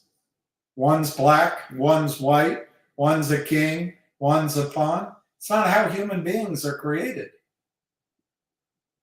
We're cauldrons of security, insecurity, striving, fear, doubt, belief, good, evil, bad, and really good. Sometimes bad people do good things. Sometimes good people do horrific things. We're subject to groupthink. Sometimes we stand alone. It's not color. It's not sex. It's effort. And it's a desire to live up to ideals which we all agree are greater than each one of us, because it's in our interest to believe that the other person has a right to think what she wants to think, unfortunately vote the way she wants to vote, even if her only decision is Kamala's a woman, I'm a woman, therefore I'm going to vote for Kamala, which astonishes me. But on the other hand, she can say to me, hey, you've always had men, and that's a good point. So anyway, we have the belief that we can vote the way we each want to. We can talk the way we each want to, just shy of yelling fire in a crowded theater. And as it relates to pornography, it used to relate to pornography. One of the justices said, you'll know it when you see it. Well, now everything goes. Everything goes. I remember when the feminist movement was about taking women seriously and not treating them as sex objects. Now the feminist movement is that women go out and they are the sex object, and they make $200,000 a month on whatever OnlyFans. But then they'll come to men and say, hey, take us seriously for our brains and our accomplishment. Okay, fine. It's confusing. Let me just put it that way. The way the feminist movement has morphed to just complete sexuality, I think it's the opposite of what I was taught. But then again, sexuality, as one cardinal said, it might have been a priest, but I think it was the cardinal. Anyway, what he said is we live in a sex-saturated society. And I don't think it's new. I think it's in the Bible. I think it's in our desire to reproduce. It's not all that complicated. And there's roles and everything. It's all fine. But anyway, I don't want to judge other people. I've got enough problems right here, like Donald Trump when he pointed to Rand Paul. There's a lot of material there, I can tell you. I've got my own things to deal with. I don't need to deal with other people's problems. But freedom of speech, freedom of press, freedom to gather, individual rights, freedom to speak out against your government,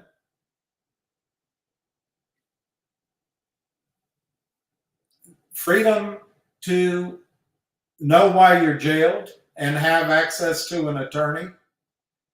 A number of things. If we can get back to that, America can be great again, believe it or not, whether it's done by Kamala or Donald. We are the world's great economy.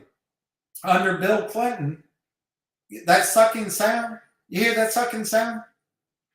We put China in the World Trade Organization as a developing country. Under Bill Clinton, we started transferring our technologies, our patents, and our education, and some of our, believe it or not, some of our military secrets to China. Under George W. Bush, remember they took our top secret plane down to the ground, spy plane? He helped move it along. And I'm scared to tell you what's been happening under Folks and under Biden and now under Kamala and Walz. Our meat factories are killed, our farmland, our water by industrial-sized accidents. Military-aged men are pouring in. We now have social scoring from our banks like they do in China. We have the the observation that Ham talks about finger, we have it already here. I don't know. If this is the way we want to go, we'll go that way. But what would be wonderful is if a new leader, Tulsi Gabbard, Anna Paulina Luna, Byron Donalds, somebody came and got us back to who we are, rather than the anger we have at each other because Hillary Clinton lost an election. Do you remember when Obama got elected? It brought people together. But then she lost, and it all became white men are the problem. And look, I'm an old guy, but you mothers out there, you have boys, you have grandchildren who are boys. 10 or 14 million men are dropping out of the workforce. Do you think our economy is going to thrive? But no one cares about any of this because we listen to the crap movies, and all of our colleges and universities are overtaken by this woke. I hate to say it, it's feminist and it's Marxist. Kamala talks about it. Equity. Well, I'm all for it. It'd be great if we lived in a communist system. To each, Jesus talks about it. You know, to each, I forget, I can't quote it, but, you know, to each as they need, you know, I forget. I can't quote the Bible, but basically, to each what they need. And I sound like George W. Bush misquoting. I'll remember it after I get off the line. But yeah, it sounds good, but it doesn't motivate people. What's not right, and unfortunately Kamala and Biden are more associated with these people than Trump, although I can hear the argument that Trump had a chance to do a different cabinet than he did last time. But we don't have a free market in the United States. Our stock market is not free. We don't even have price discovery. Everything is corrupt. And while we argue back and forth that, you know, Trump is orange, which is an odd color, but it makes him look younger, that Trump is overweight, he is, but he's pretty strong. For a 70-some-year-old guy, he's a pretty strong guy. Doesn't drink, but we hate him because he's clearly a white supremacist. I don't know why did Jesse Jackson like him? I don't know. But that's our enemy now. So we're not thinking of what our real enemies are. Our real enemies are right here in our heart. It's in our weaknesses of not working hard enough, not working smart. And we've, in 20 years, since that Popinjay George W. Bush started a war that was completely based on lies, we've been Merle Haggard's snowball rolling downhill.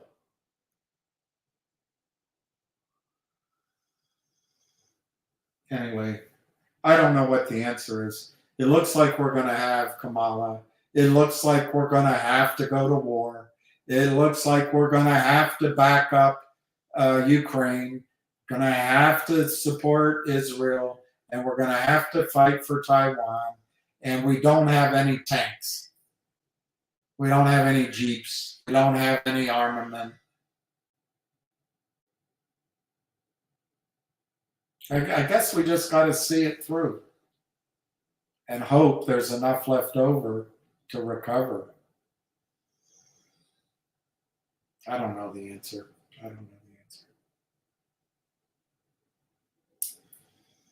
All right, so there's no new messages. Jill Stein might pull off a surprise. Jill could, and Bobby could still be our president. 1969 Hurricane Camille, 79 Agnes. I remember Agnes. 89 Hugh, I don't really remember. 96 Francis. Francis and Charlie, I remember. It's happened before. But Kevin, what scares me about the Gulf now is, and you're not gonna find this sane, but if the Horizon well is still pumping out oil in the bottom of the Gulf, it would mean we have oil several stories, if not several buildings high at the bottom of the Gulf, so that the water is a smaller level and it could be overheating. That's one thing. Of course, that sounds insane, I know. But it's not my idea. It just comes from somebody I had respected before he died. The second thing is which is what I fear, if the radioactive particles, which are being, steamed up into the troposphere every single day as TEP, Tokyo Electric Power, pours seawater on the forecorium of Fukushima Daiichi. This spray goes up 35,000 feet, comes over to the United States, Canada, goes over. It's the whole northern hemisphere. It settles in storms down in the oceans. But if it is collecting in our farms, our milk, our soil, and then it's running off through the vast Mississippian system into our Gulf, I don't know. It's possible that there's radioactive particles in the Gulf, and that explains some of the strength in the hurricanes. It certainly might explain why some of the hurricanes, the typhoons in the Pacific are so strong. I don't know. I'm not claiming it's true. There's a lot of heat. And the final thing, Kevin, which no one wants, I don't buy that Exxon has been funding this anti-climate change agenda for a long time. I don't buy it.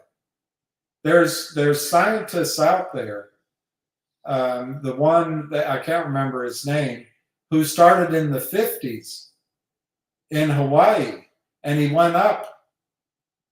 My mind is he went up in the balloon, but maybe he just put the balloon up there.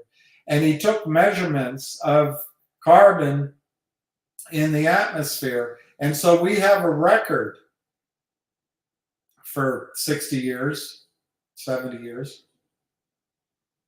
And carbon in the atmosphere, I forget what it is now. I'd have to read numbers. Is it 460 parts per million? When he started, it was 155. So you can say that has no impact, but then you're saying, not you personally, one can say that has no impact, but then you're saying science doesn't matter. It took eons, literally eons, for the Earth to bring carbon out of the atmosphere and bury it, unless you believe the Earth has only been around 6,000 years. Either way, carbon's been buried. And now is a big experiment in about 150 years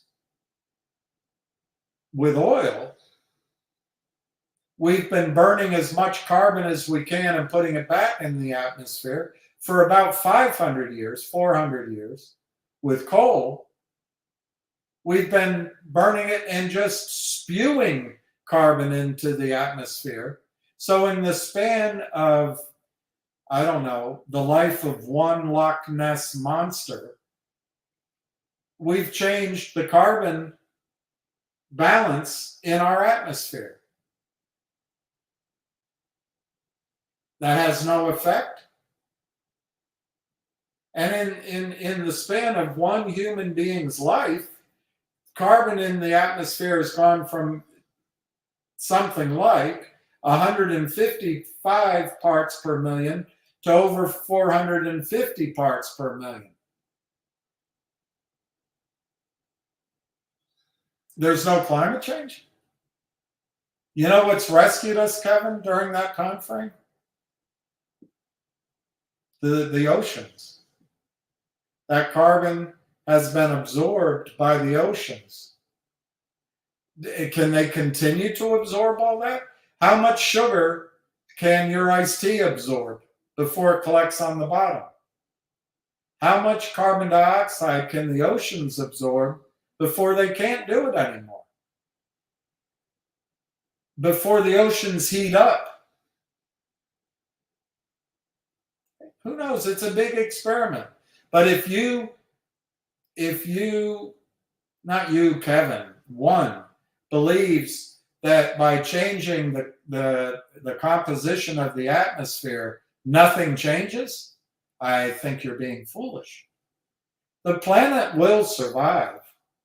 Our planet is billions of years old. Our universe is supposedly 13.5, 13.7 billion years old, and our planet might be half of that.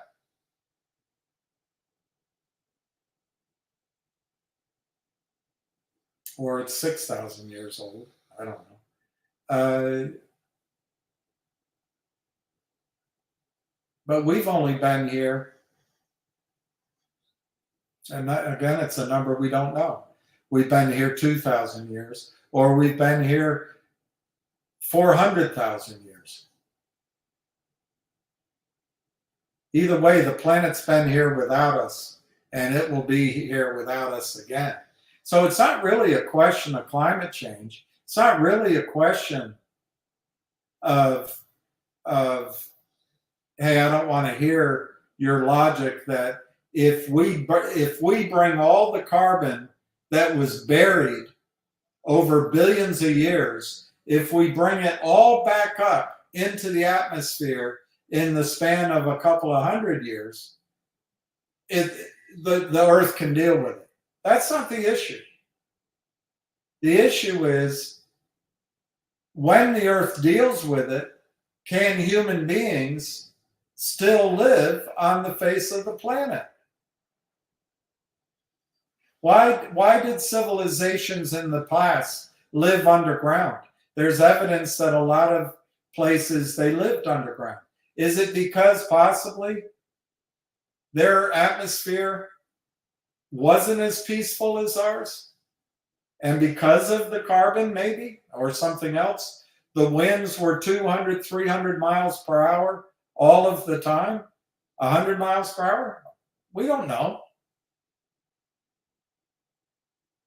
The point is not whether the planet can survive. The point is whether the planet's response to the things we're doing, if we can live with that. And so I'm not arguing against modern life, but why burn down forests? Why destroy trees? Why not build around trees? I don't know. There's other things we can do. And Kevin, I think oddly, one of the ways the planet is going to protect itself, our species has already started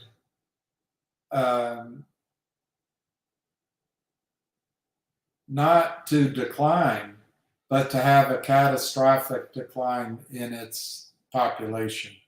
And possibly within just a generation or two, we'll lose billions of people on the planet. And that should allow climate change to ameliorate. But Kevin, the real problem is China's building coal plants. We're not so much. Trump brags how our air is cleaner than China's, but that kind of ignores the point that we buy all our shit from China. So we just moved our pollution over to China. We moved our factories there. So it's a global planet. You can't measure it by one country. But the scariest thing out there, Kevin, as the oceans heat up, is a thing called, the Brits call it methane. We call it methane. But methane hydrates.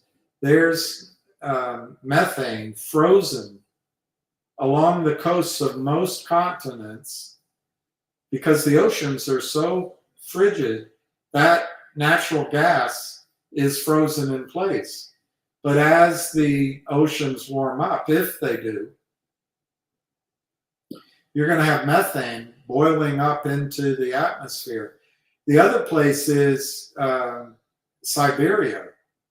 There's frozen natural gas in the tundra of Siberia, and as the planet warms up, this white snow-covered area gets brown, and it absorbs the sun, and natural gas just percolates into the sky. The terrible thing about methane is it doesn't last in the atmosphere as long as carbon. And I always get these numbers screwed up, but roughly it's the same number. Carbon lasts in the atmosphere over 250 years. Methane lasts 40 years, or it's a little less. But the concept is there. You can Google it. But methane as a heat trapping gas is 38 or 40 times more powerful. You can look it up, but it's roughly that. 40 times more powerful than carbon. So this can become a real feedback loop, a positive feedback loop, in the sense that the loop strengthens the original effect. Not that it'll be positive for you and I. The last time there were no ice caps, mosquitoes were bigger than Dumbo the elephant.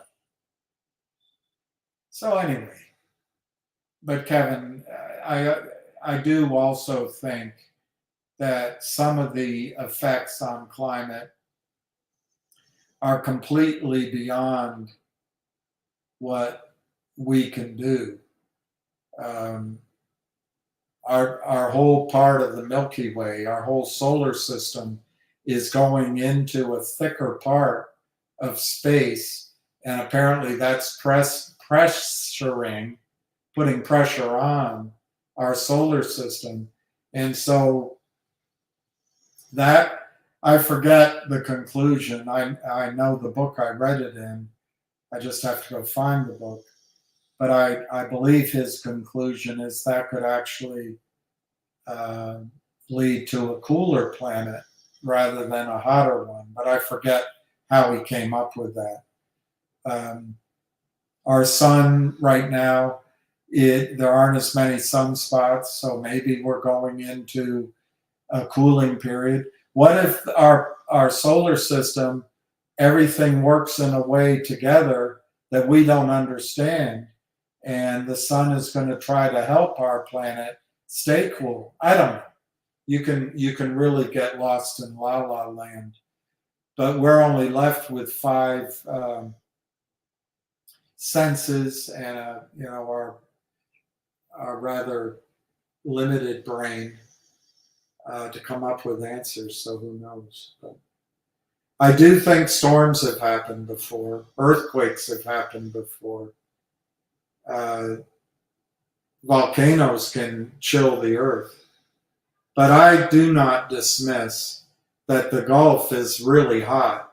And to me, it could be hot because there's not as much water in it, because there's radioactive particles in it, because the climate is overheating, because, it could be a lot of reasons. Could be a lot of reasons.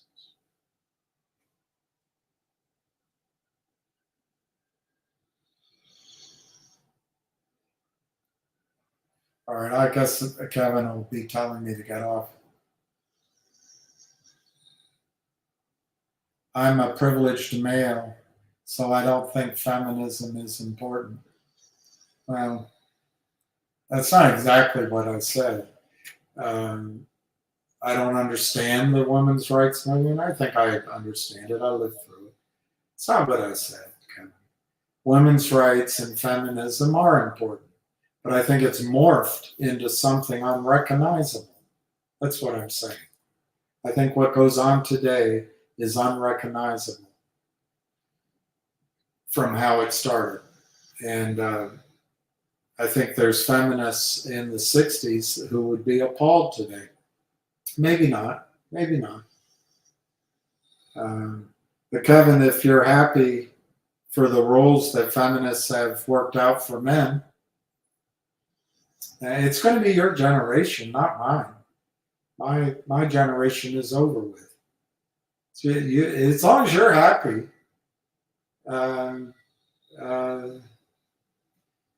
you got to live in your own generation, as the saying goes. So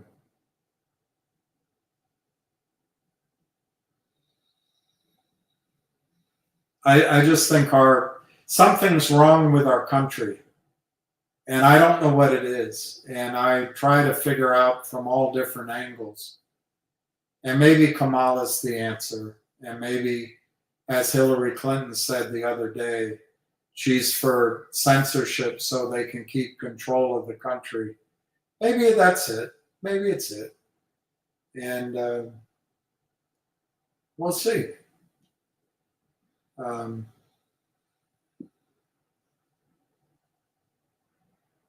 We'll see.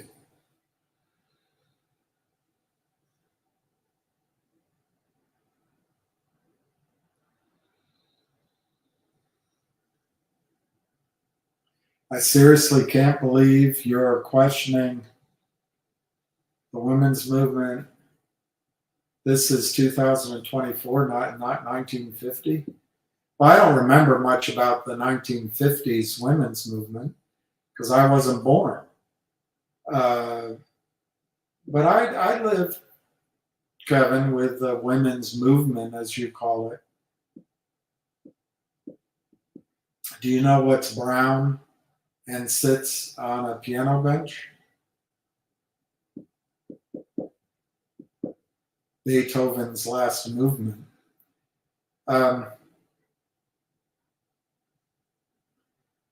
No,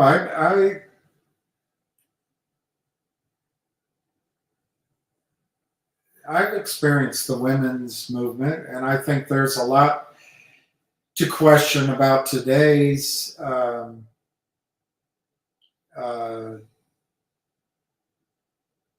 situation, Kevin. I think, and you're a young man, so you probably are okay with it, but I'm all for the changes in roles, and everybody should do what their best fulfillment of life. But I think there's a lot of young men and boys that are left behind now, and there's no new roles for them. I'm not impressed, as I've said to you, promoting people just to check boxes is pretty frightening. But I am for, I think a lot of what you call the women's movement, it's called feminism, called equality. I'm all for equality, all for that. But there's a lot out there that I don't think is serving us correctly. But if you take it, Kevin, it's going to be your world. If you think it's all okay, I'll trust you. I'll trust you. But how are we going to fix our country? Anyway, I think we got so way off track. I'm going to end the stream there. Kevin, I'll trust that your contentment, I guess, or your I don't know what. I mean, just remember, there's a difference between equality and equity. Equality and equity. And equality is a two-way stream. It's not a one-way stream, too. And life is difficult for every human being, male or female. And man, just being, as you put it, I'm part of the patriarchy. What the hell is that? I don't even have children, and so I'm not going to understand women's rights. All I know is I learned it too late, but pretty much, if you want to, sample the wares the way some people can do when they're young. Being nice isn't the way to do it. Being a good guy isn't the way to do it. So, anyway, all right, I'm going to sign off. I hope there's peace in the world, and I pray for all the people who were killed in Israel a year ago.